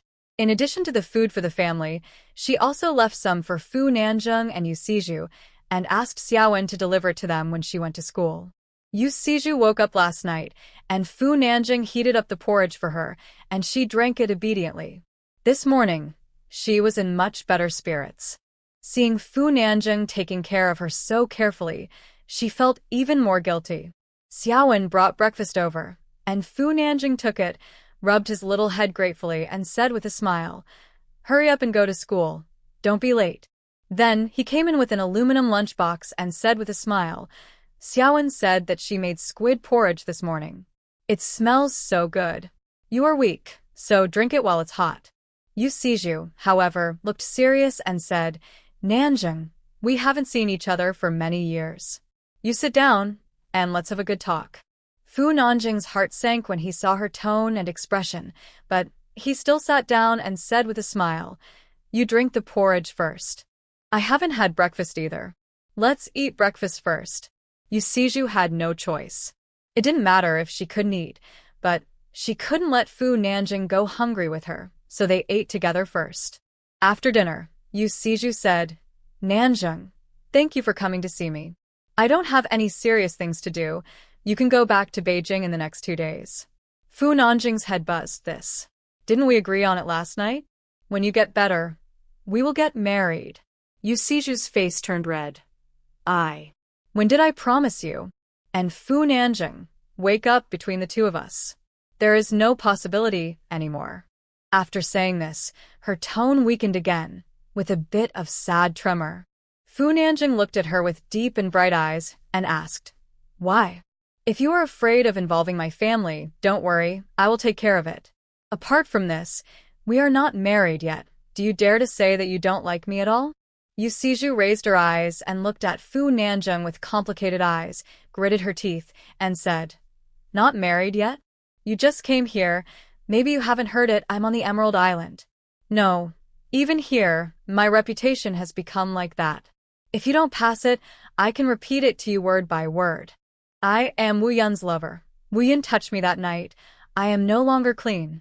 Fu Nanjing rushed over, covered her mouth, and said sadly, "Don't say it. I've heard about all this." Yu Siju looked at him in astonishment. "You heard everything? Then you still—" Fu Nanjing looked deeply into her eyes and asked, "Have you done anything? Is there really something unclear between you and that Wu Yun?" Yu Siju shook her head woodenly. Fu Nanjing smiled. "That's it? Those are all fabricated things. Why should I give up marrying you because of those rumors? What's more, I ran around the Emerald Island with you in my arms yesterday, and I kissed you on the boat. If you want to talk about defilement, didn't your reputation get defiled by me? If you don't marry me, who else do you want to marry?" When Yu Siju heard him talk about the kiss last night, her face turned redder, and she said anxiously, "Last night doesn't count. You saved me." Fu Nanjing suddenly leaned over, clasped the back of her head with his right hand, and kissed her domineeringly. Knowing that Yu Siju was out of breath, he let her go and smiled. Forget it this time? Yu Siju was ashamed and conflicted, and she didn't know what to say for a moment. After many years, Fu Nanjing had heard so many rumors, but he was still willing to believe her and marry her. How could she not be touched? But What if the Fu family is implicated? Fu Nanjing touched her forehead and said, "Siju, it's been so many years, and we haven't let go of each other. Why not give each other another chance? I know it will be difficult, but let's face it together, okay?" Yu Siju looked at her former lover, whom she met again after many years. She thought she would feel unfamiliar and awkward. But Fu Nanjing was as gentle as ever, and she didn't even feel the long years they had missed. It seemed as if the moment she pushed her bicycle and said goodbye to him under the peach tree was just yesterday. Yu Siju's eyes were filled with tears, and she nodded gently. Okay. Xia Huanhuan and Li Zhan were not surprised that Fu Nanjing and Yu Siju finally reconciled. However, Yu Siju was so stunned that she couldn't speak for a long time when she found out that Xia Huanhuan was Fu Nanjing's sister. Fu Nanjing simply explained that Xia Huanhuan was the long-lost daughter of the Fu family. Yu Siju was also very sad after hearing that. Xia Huanhuan smiled and said, "Sister Yu, know that from now on, you should call me sister-in-law." "Sister-in-law, I'm sorry that Li Zhan and I didn't tell you in advance about the relationship between us and my third brother. You won't blame us, will you?" Yu Siju blushed when she was called sister-in-law and said shyly, "How could it be? I can't thank you enough. If it weren't for you and Captain Li, who saved me many times, I'm afraid I would have died in Wu Yun's hands long ago. Nanjing wouldn't have gotten the news from me, and we wouldn't have been reconciled." Fu Nanjing apologized. "I came too late. I should have come earlier, and you wouldn't have been bullied by Wu Yun." Yu Siju held his hand and said, "If you want to continue, it's me who's been returning your letters and packages. It's me who has been keeping you at a distance." At this point, she suddenly asked, "By the way, in the past few years, someone has been secretly selling me food, cotton, cloth, and other supplies at a low price at the market. That person, was it you who arranged it?" Fu Nanjing was stunned for a moment, feeling somewhat guilty. "That should be arranged by Luo Cheng. Is there such a good person? You're just lucky." Yu Siju looked at him suspiciously and said, "But when others asked him to buy, he only sold at a high price, and once he let it slip, saying something about the Fu family. When I asked again, he refused to say." Xia Huanhuan couldn't help laughing and said, "Sister-in-law, who else could it be if not him? Don't listen to his nonsense." Fu Nanjing glared at Xia Huanhuan and scolded in a low voice, You're the one who talks too much. Xia Huanhuan blinked and said, Third brother, you still have to recognize it when you should. You can't always be an unknown hero. I heard Luo Qing say once before that he originally sent the things over, but some people took the credit and show their courtesy. Later, he changed the way of letting people go to the market to sell at a low price. Fu Nanjing frowned. Is there such a thing? Yu Sizi was also stunned for a moment and said, 之前那个吴云无事献殷勤，倒是的确有拿了粮食布料之类的，还说是他托人从路上买的。不会就是那些吧？傅南真一听，登时火了，那个乌龟王八蛋，这都什么人啦？追对象还偷别人的东西追的，也太跌份了吧？厉战，丫的还在岛上关着的吗？看我不去揍得他满地找牙，简直无耻！厉战赶紧拉着他，笑道：“已经押去路上受审了。”夏尖尖笑道：“这些事都过去了，无所谓了。就是三哥，你说要跟嫂子结婚，打算怎么办？”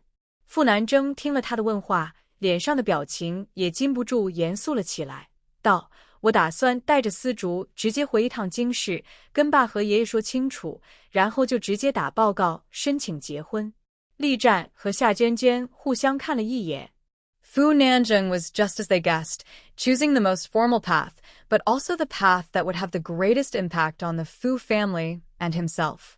Yu Siju also knew that what Fu Nanjing said seemed ordinary, but in fact, it would cause a huge earthquake when it was really implemented. Therefore, she pulled Fu Nanjing and said, Nanjing, I don't think it's appropriate. I don't care about the status. As long as we both recognize each other, I don't care whether we get a marriage certificate or not. Fu Nanjing heard it and immediately said, How can that be? I said I want to marry you, and I want to marry you legitimately. How can I let you suffer such a big grievance? Li Zhan frowned and said, Third brother, I think what sister-in-law said makes sense. If we really get married and get a marriage certificate in a high-profile manner, let alone other things, your work in the hospital and the Fu family will definitely be affected. I know you want to say that at worst you can sever your relationship with the Fu family, but if you really do this, how sad will Dad and Grandpa be? Fu Nanjing also knew that what Li Zhan said was right, and couldn't help but sighed. What should we do? Are we just sneaking around? How is this fair to Siju? Xia Huanhuan spoke at this time. Third brother, since sister-in-law has also said that she doesn't care about status. Then I'll just say a compromise. What do you think? Let's talk to the elders of both families first, and then hold the wedding in a low-key manner. In this way, both parents will know and acquiesce. In the past, this would have been considered a marriage, right? As for the formal marriage certificate, don't get it yet.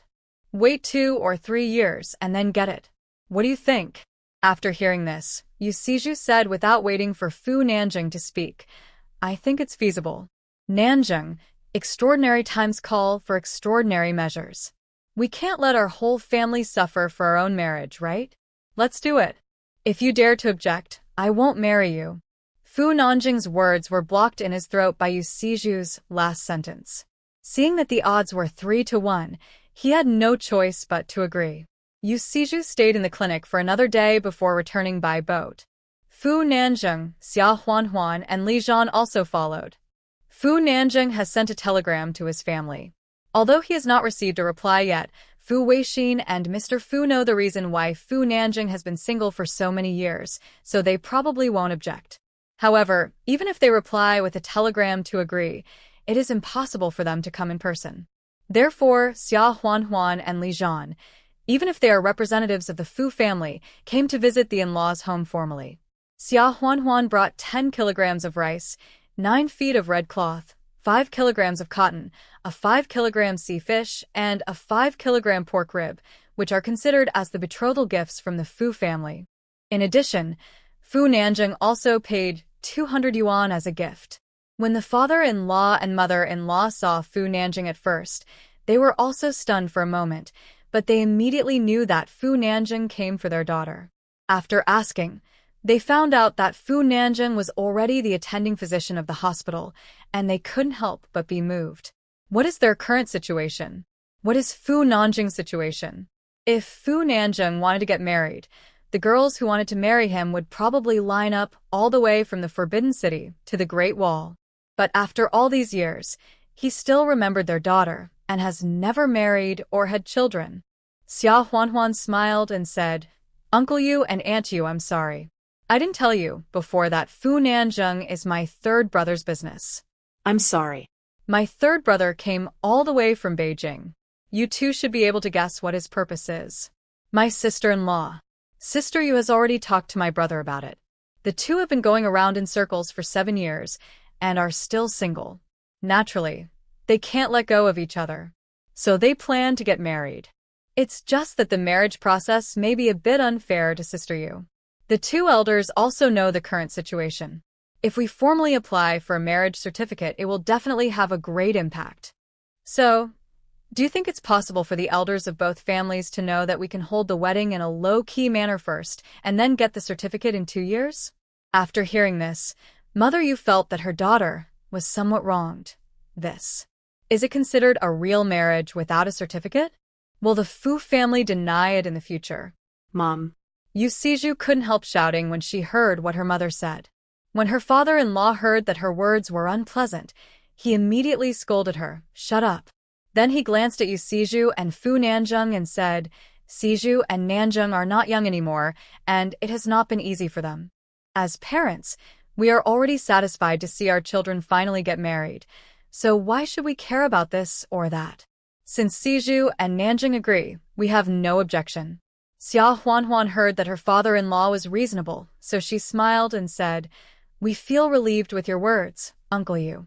My father and grandfather are in Beijing and can't come here, so it's just me and Li Zhan, who are the younger generation, who come here to discuss these things. Uncle Yu and Aunt Yu, please forgive us.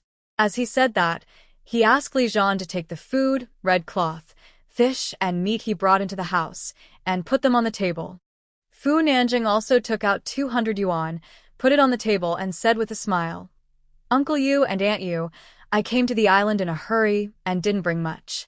This 200 yuan is my filial piety to you too. When my parents saw it, they knew that the money and things should be the betrothal gifts, so they accepted them without much hesitation. My mother saw that they brought so many things, and there was also 200 yuan. Even when they were in Beijing before, it was not much more. It can be seen that although their Yu family has fallen on this small island, the boy from the Fu family has not treated his daughter lightly, and they don't have any qualms about not getting a marriage certificate immediately. Everyone sat down to discuss the wedding.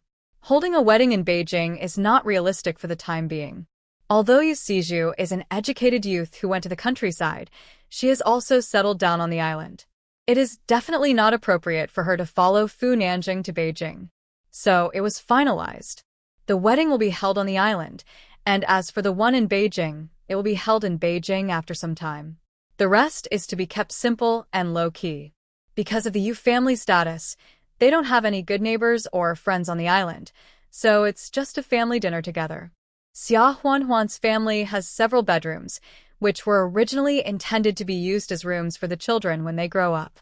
It just so happened that they picked a vacant one and temporarily decorated it as a new room.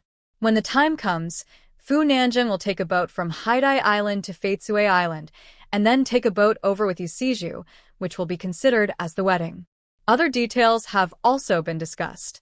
Fu Nanjing didn't take much leave, and he had to rush back, so the wedding was scheduled for a good day 3 days later. Xia Huanhuan smiled and said, We have everything there, and you don't have to prepare anything else, Uncle Yu and Aunt Yu. Having said that, mother-in-law still used the red cloth sent by Xia Huanhuan and worked for several nights to make a new wedding dress for Yu Siju. Although you can't show it to others when you go out, it's the same to wear it inside. Mother-in-law smiled.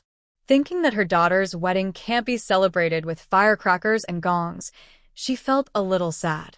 Oh. Siju, it's really hard for you. If it weren't for your father and me, you wouldn't have married so hastily, and you wouldn't even dare to wear a wedding dress outside. Yu Siju smiled and said, Mom, why do you care about these things? You saw what Nanjing was like and how the other family treated us. What's wrong with a simple wedding? Your daughter is going to enjoy happiness when she marries there. After hearing this, Mother-in-law wiped her tears and nodded continuously. Oh, you are right. However, you haven't even married yet, and you're already speaking for your in-laws. Oh.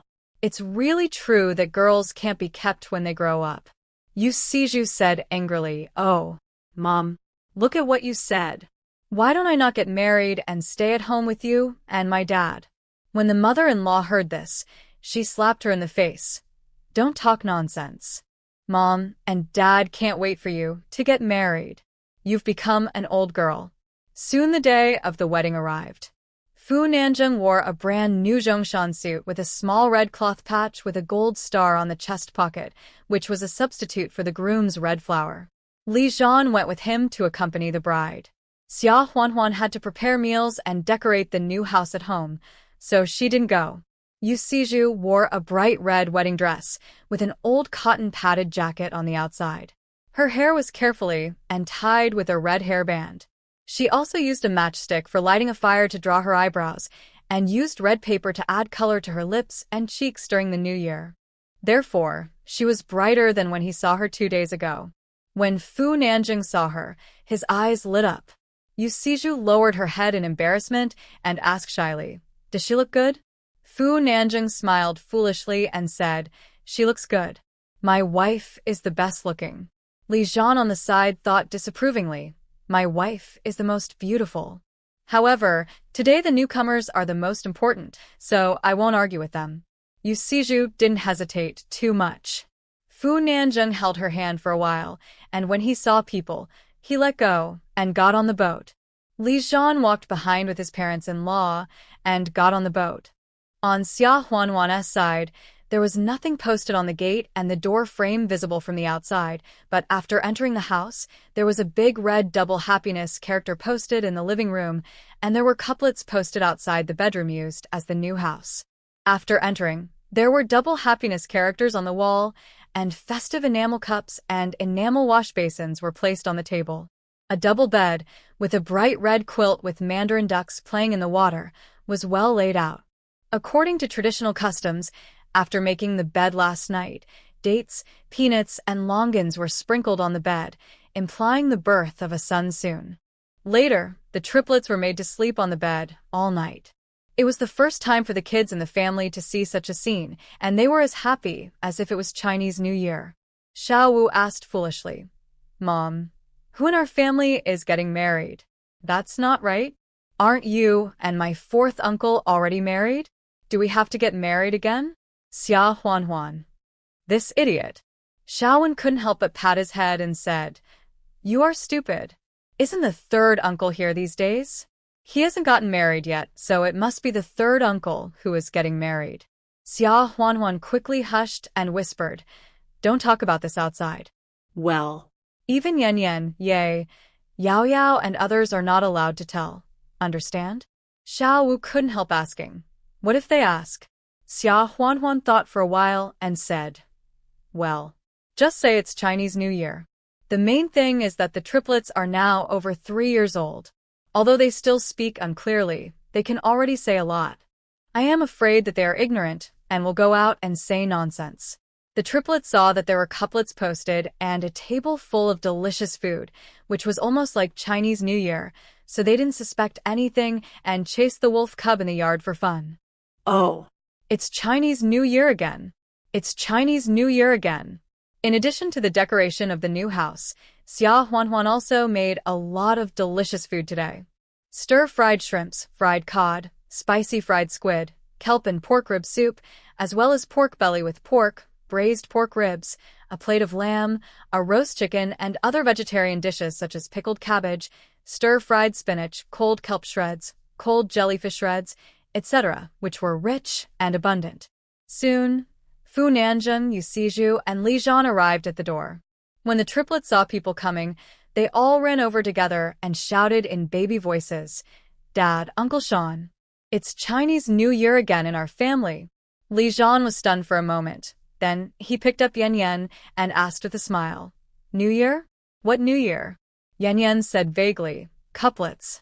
And delicious food." Ye and Yao Yao also said, "Braised pork. Braised spare ribs." and, Braised pork. Li Jian realized that this must be Xia Huanhuan's lie to them. The three little guys liked to eat braised pork and other things during the New Year, but Xia Huanhuan was afraid that it was too greasy and not good to eat too much, so she told them that they can only eat it during the New Year, and not too much at one meal. The three of them probably remembered it. Li Jian held back his laughter and said, "Yes, it's the New Year. You be good, and don't make trouble today, do you hear me?" Come and call someone. As he said that, he put Yan Yan down, let the three little guys line up in front of Yu Siju, and said with a smile, "Call me third aunt." The three little ones were confused and politely raised their heads and shouted in unison, "Aunt Shan." Li Jian didn't know whether to laugh or cry. What mountain? It should be San. Yu Siju's face flushed. She took out 3 red envelopes from the pocket of her cotton-padded jacket and gave one to each of them, saying with a smile, "Be good." As she was talking, Xia Huanhuan, Xiaowen, Xiaowu, and Beibei also came out. Xiaowen, Xiaowu, and Beibei were all sensible. They came over and shouted politely, "Third aunt." Yu Siju also gave red envelopes. Xia Huanhuan smiled and said, "Come in quickly." After entering the house, Yu Siju took off her cotton-padded jacket, revealing the red wedding dress inside. Fu Nanjing's eyes lit up and he was stunned. Xia Huanhuan poked him and smiled. "Why are you standing there? Sit down quickly." Fu Nanjing then invited Yu Siju and Yu's parents to join the table.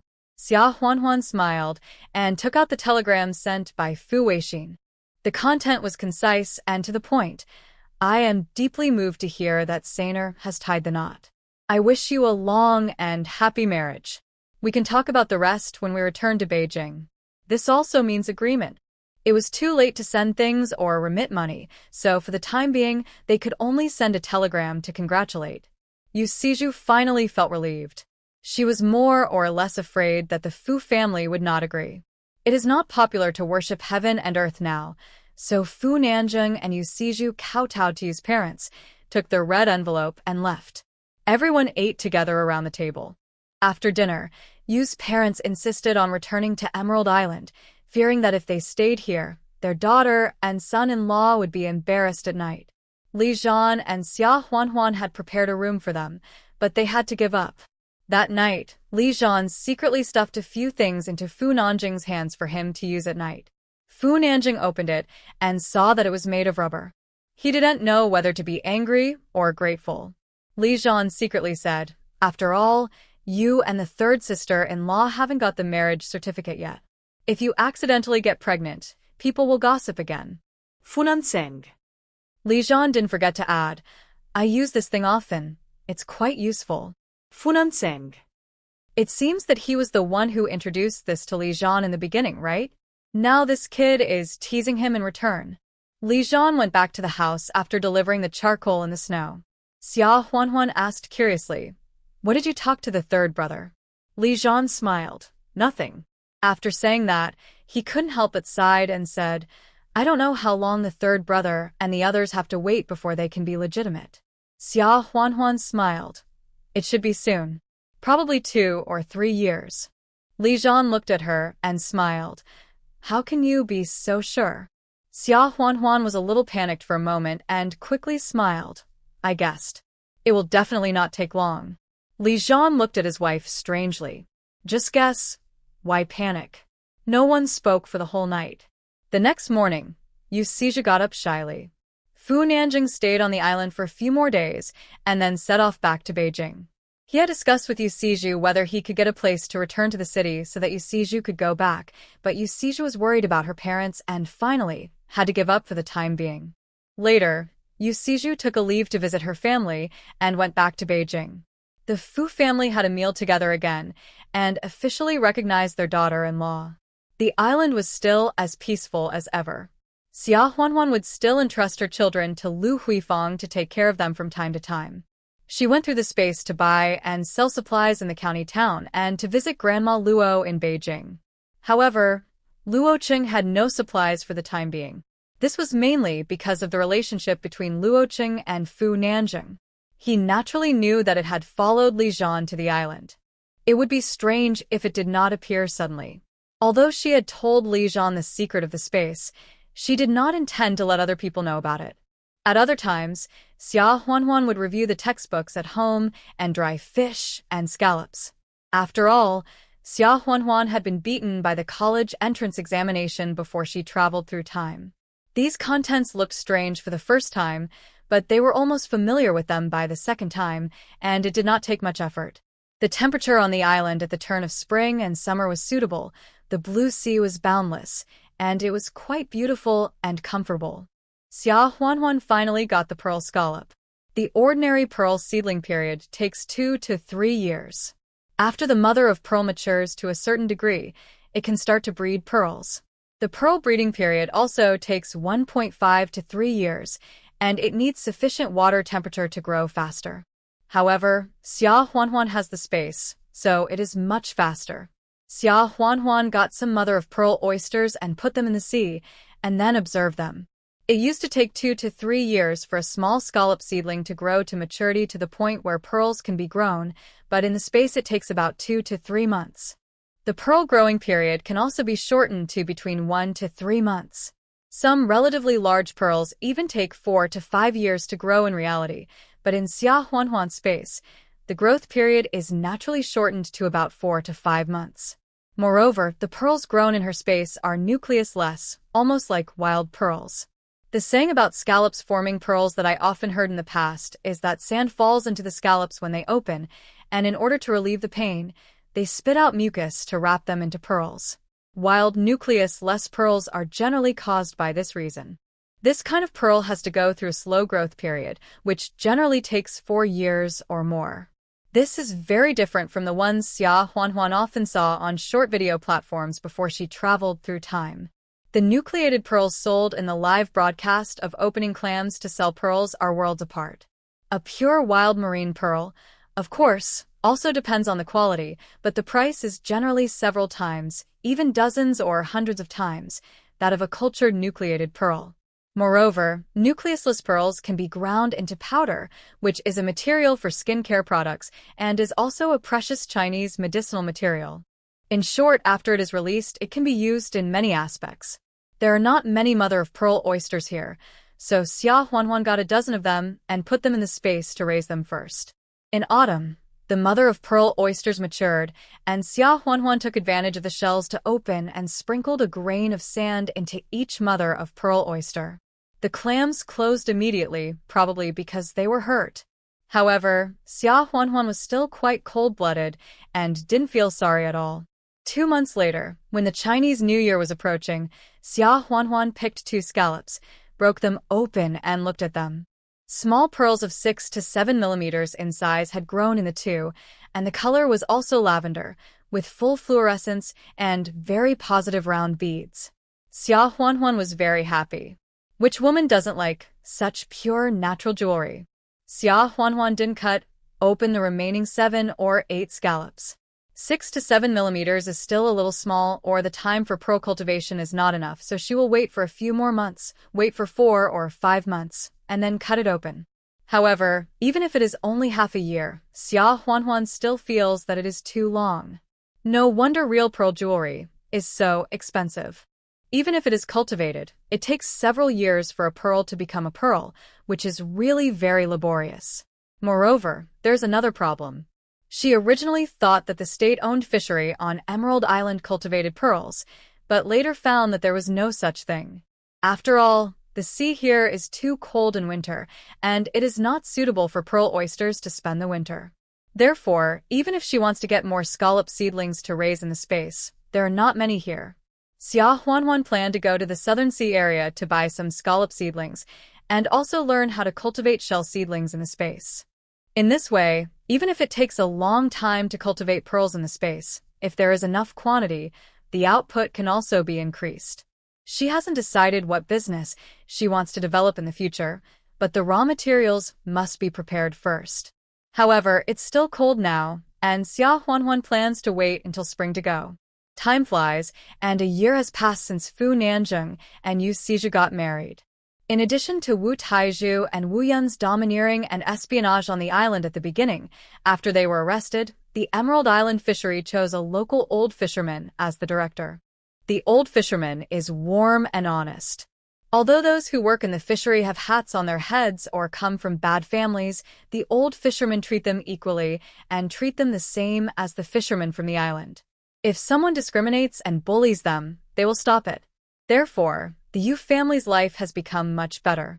In addition, Xia Huanhuan secretly sends some things from time to time, and Fu Nanjing also sends packages every now and then, asking Xia Huanhuan to pass them on. At least the food and clothing are several times better than in the past few years.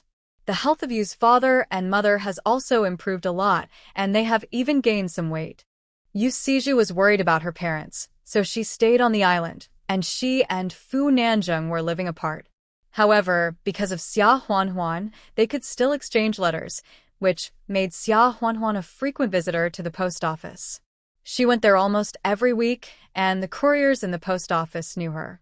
Xia Huanhuan was embarrassed to ask people to send her letters, packages, and remittance slips every now and then.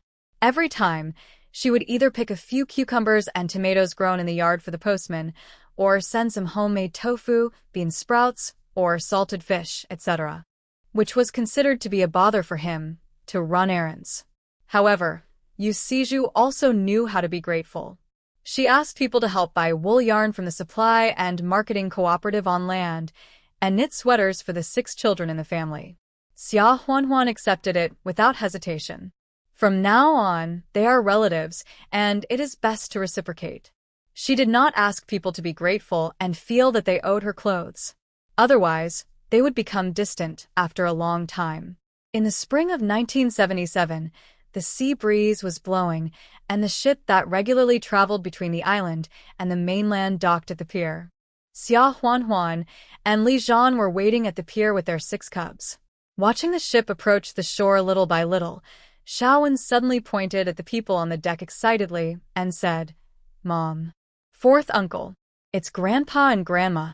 And 3rd uncle." Then he shook his hands vigorously and shouted, "Grandpa, Grandma, 3rd uncle." When Xiaowu Beibei and the triplets saw them, they also shook their hands excitedly and shouted, "Grandpa, Grandma, 3rd uncle." The wolf cub had also grown up. It was a black-backed breed with a large patch of black market hair on its back and yellow-brown hair on the rest of the body. Although it was much taller than the triplets who grew up with it, it still played and got close to its little masters like when they were children and was very loyal.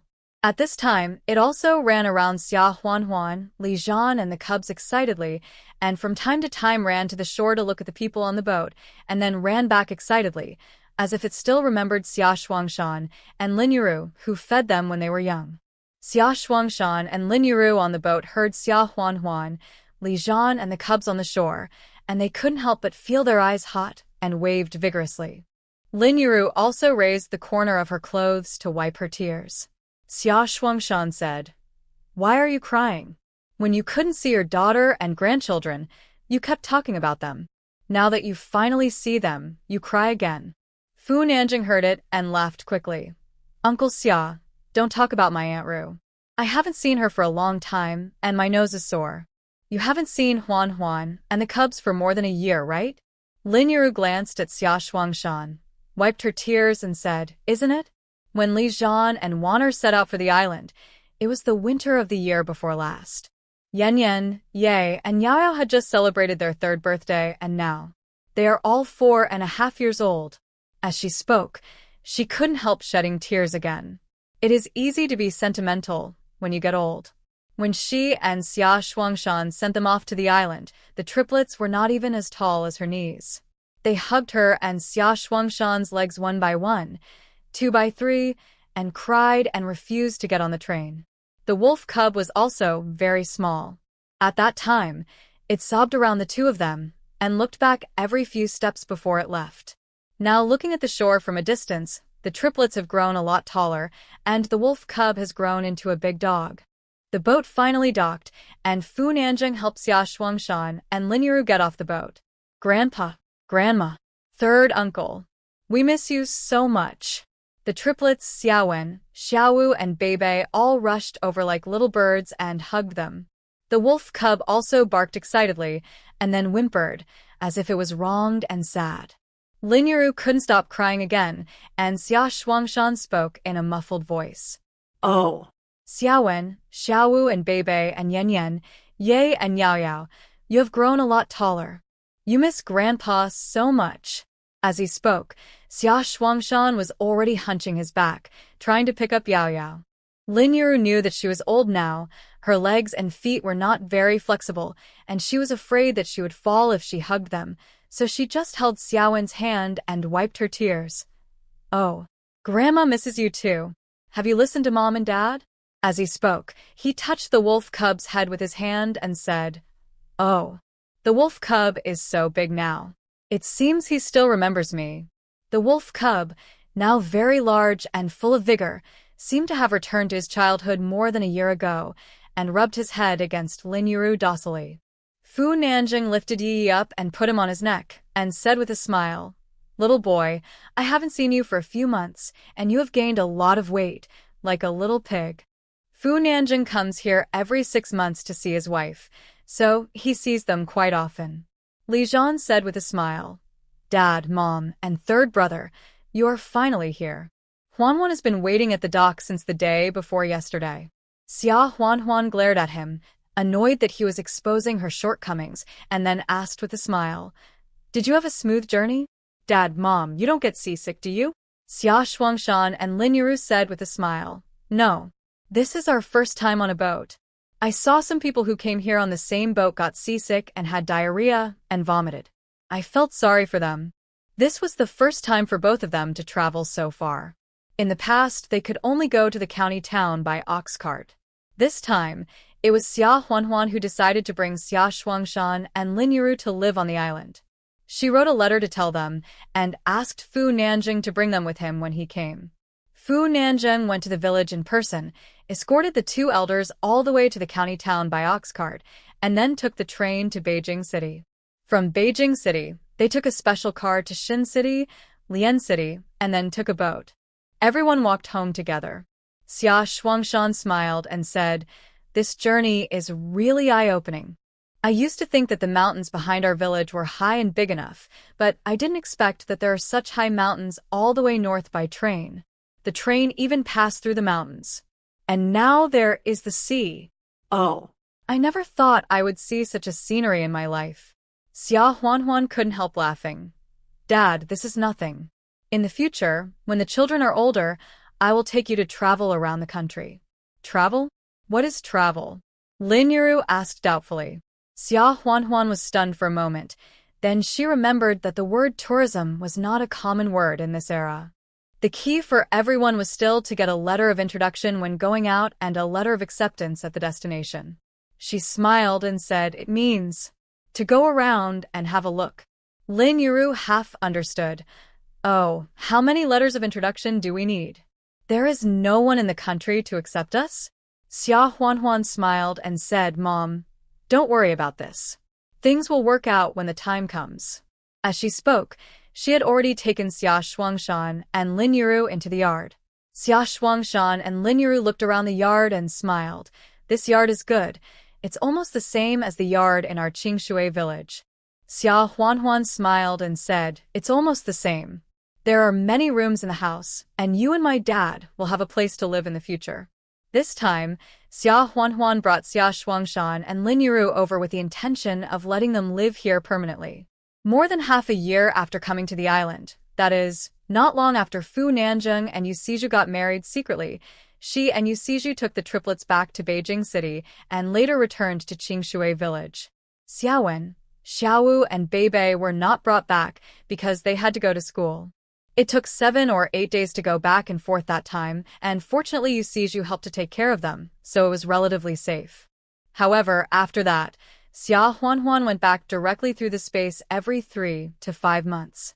She entrusted the children to the neighbors and teleported directly to the county town, asking Xia Shuangshan to come and pick her up, staying for half a day or a day and then leaving so that the time could be shortened to round trip on the same day or less. This is also a helpless move. Li Zhan is busy, and it is impossible for him to take a week or 2 off to accompany her back.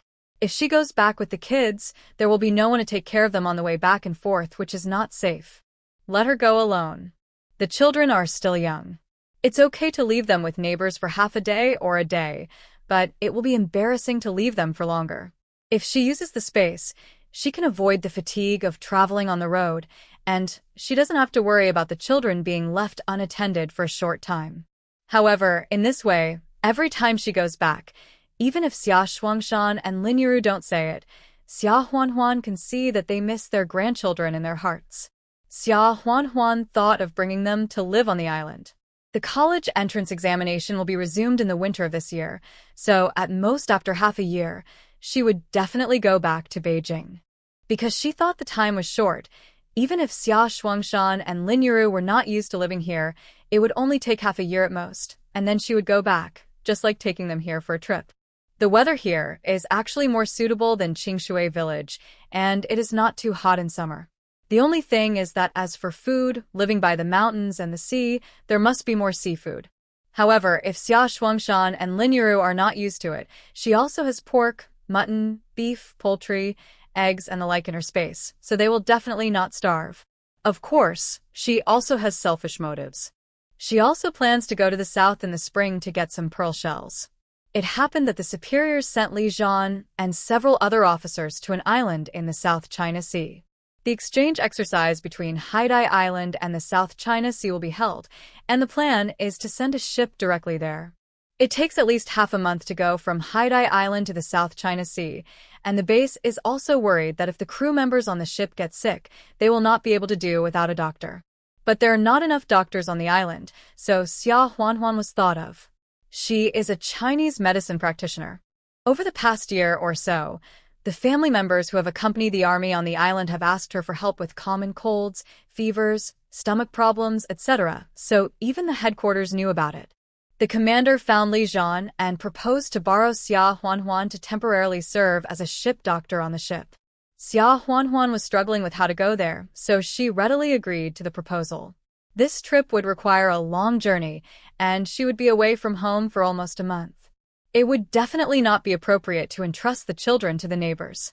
As for Yu Siju, after all, the relationship has not been clarified yet, so it is not appropriate. Xia Shuangshan and Lin Yiru came over, which was just right. Fu Nanjing sent people to the place, and then took a boat to Emerald Island to find his wife. Xia Shuangshan and Lin Yiru were still wondering, why is Nanjing in a hurry to leave without eating? He won't stay here tonight? Xia Huanhuan smiled and said, "Mom, don't worry about him. He is going to find his wife." As he said this, he told Xia Shuangshan and Lin Yiru that Fu Nanjing and Yu Siju were already married. Since the fall of Wu Taizhu and Wu Yun, the public opinion environment on Emerald Island has improved a lot. Many people also know that Fu Nanjing is Yu Siju's partner from a big city on the mainland, and they will get married in the future. Those unbearable rumors about Yu Siju were still spread at the beginning, but after Fu Nanjing blocked them and educated them, no one talked about them anymore. He eats commercial grain in the big city, and I heard he is a doctor. What kind of partner can't he find? He had to go to this barren island to find Yu Siju, and he did it with the intention of getting married. If Yu Siju's body was really soiled by that Wu Yun, how could a handsome young man with a good family background and a promising future not mind at all? It can be seen that the rumors before were all false, spread by some people who were jealous of her. Moreover, every time Fu Nanjing went to the island, he always brought white rabbit milk candy, walnut crisps, sesame candy, and the like from Beijing, and distributed them to everyone regardless of gender, age, or young. This kind of eating people's mouths and taking people's hands is not grateful, and gradually no one said it later. Fu Nanjing came to live in Yu's house occasionally, and no one was watching and reporting him. Xia Shuangshan and Lin Yiru also sighed after listening to Xia Huanhuan's words. Alas, I didn't expect Nanjing to have suffered so much these years. Huanhuan, you have to help your sister-in-law more, Lin Yiru said. Xia Huanhuan smiled and said, Mom, we are all family, that's for sure. Then she smiled and said, Dad, Mom, you have also worked hard all the way here. Go to the house and sleep for a while, I'll go to cook. After hearing this, Lin Yiru immediately stood up and went to the kitchen. I'll go. Xia Huanhuan smiled and said, I'll go. You will be busy a lot in the future, talk to the kids. Lin Yiru didn't insist. Xia Huanhuan took out tuna and salmon from the space. It happened that she bought fresh tuna and salmon from a small market in the garrison in the morning. These are deep-sea fish. They are not available on ordinary islands, but the large fishing boats in the garrison have just returned from a trip in the past 2 days. They are sold in the small market in the garrison. In addition, she took some hairtail, sea cucumber, abalone, shrimp, and the like. Tuna and salmon can be made into sashimi, but it is okay for coastal areas of Guangdong or Fujian province. People have the habit of eating sashimi. Let Xia Shuangshan and Lin Yuru eat it, which will scare them. Children have weak stomachs, so it is not suitable. So they made fried tuna and fried salmon. Hairtail was coated with cornstarch and fried until golden and crispy. As for sea cucumber and abalone, they are both tonic. Abalone is okay, but Xia Huanhuan has never been able to adapt to the appearance of sea cucumber, so she cut it into small pieces and made stewed eggs with abalone. The shrimps were boiled and dipped in the prepared sauce. Xia Huanhuan was afraid that they couldn't eat enough seafood, so she made braised pork and stir-fried pork. It had been a long time since the family had eaten together at the table. Xia Huanhuan specially got a bottle of Maotai and asked Li Zhan and Xia Shuangshan to drink 2 glasses. Xia Wen, Xiaowu, and Beibei were fine. They were not afraid of fish bones getting stuck, and the hairtail was for them to eat. The triplets had stewed eggs and fried salmon or tuna. Maybe they were all fried. Xia Shuangshan and Lin Yuru didn't have much aversion to seafood, and it seemed that they wouldn't be entangled in the issue of food later. After dinner, Xia Huanhuan took them for a walk on the island and pointed out the places they often went to in the base, such as the small market and the canteen. For dinner, there was no seafood, but noodles with stew, with dried mushrooms and minced pork as the topping. No matter how much they can eat seafood, their meat-eating stomachs and habits cannot adapt to the new bedding all at once. After dinner, Xia Shuangshan and Lin Yuru went to their rooms and saw that the bedding was new. Lin Yuru said, "Why are you preparing brand new bedding for us? You can use brand new ones, and your father and I can use the old ones." Xia Huanhuan quickly stopped her and said with a smile, "We also have new bedding that we just got a short time ago. Besides, you see, the children will definitely ask to sleep with you in a while, and even for their sake, the new bedding cannot be changed." After hearing this, Lin Yuru had to give up. Sure enough, at night the triplets, Xiaowen, Xiaowu, and Beibei clamored to sleep with their grandparents. Xia Huanhuan still complained that the 6 little ones could not sleep in one place. Later, a small bed was moved into the room, and Xiaowen and Xiaowu slept on it. Beibei and the triplets slept in the big bed with them. Even the wolf cub was excited on the first night. He dragged the small nest that Xia Huanhuan had sewed for it with cotton and cloth into the bedroom and slept between the 2 beds. Xia Huanhuan couldn't help laughing. Fortunately, the bed was big enough, otherwise she would have to sleep on the floor. Li Zhan was very happy. As soon as Xia Huanhuan entered the room, he locked the door, reached out to pick Xia Huanhuan up, and threw her on the bed. Ah! Xia Huanhuan shouted quickly, and then quickly covered her mouth and dared not speak. Li Zhan had already pressed on her, bit her earlobe, and laughed softly. "Speak softly. I won't care if our parents hear it." As he said this, he had already taken off Xia Huanhuan's clothes skillfully. Xia Huanhuan shyly punched him and said angrily, "Really? You work every day, and I don't know where you get the strength." The next day, Xia Huanhuan was too lazy to get up. Li Zhan put on his clothes and said with a smile, "Lie down for a while. I'll go help your mother make breakfast, and I'll call you to eat when it's ready." Xia Huanhuan had heard the noise outside. Lin Yuru should be making breakfast in the kitchen, with Xiaowen and Beibei helping. Xiaowu got up early as usual to finish the homework he hadn't finished last night. Xia Shuangshan took the triplets to the yard to feed the chickens and tend to the small vegetable garden. In the distance, the sound of the early morning waves could be heard. Xia Huanhuan suddenly felt very happy. There was a long-lost lively atmosphere of fireworks, which was the happiness of a daughter acting coquettishly with her parents. If Lin Yuru and Xia Shuangshan hadn't come, she would have gotten up to make breakfast by now. Only when they came could she be spoiled and sleep in bed. Li Zhan should have come to the kitchen to help, but Lin Yuru drove him out as she did before at home.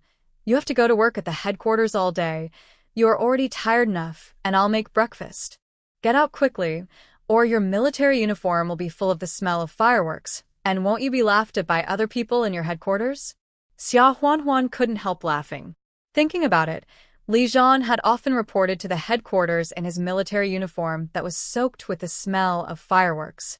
It would be fine if there were no military dependents on this island, but if there were, they would all act like a big shot at home and would not even bother to lend a hand to help if the oil bottle fell over. For example, fetching water from the well is also a strenuous job, and it is the men of the family who should do the hard work. But except for her family, where Li Zhan fetched water for her, in which other families didn't the women fetch water with great effort. Xia Huanhuan had spiritual spring water in her space, so fetching water from the well was just for show. Every time Li Zhan brought back water, he didn't drink it, but directly watered the vegetable garden in the yard. Although there was not much work to do, Li Zhan's attitude was impeccable. He never needed her to say anything. He would just bring back the water.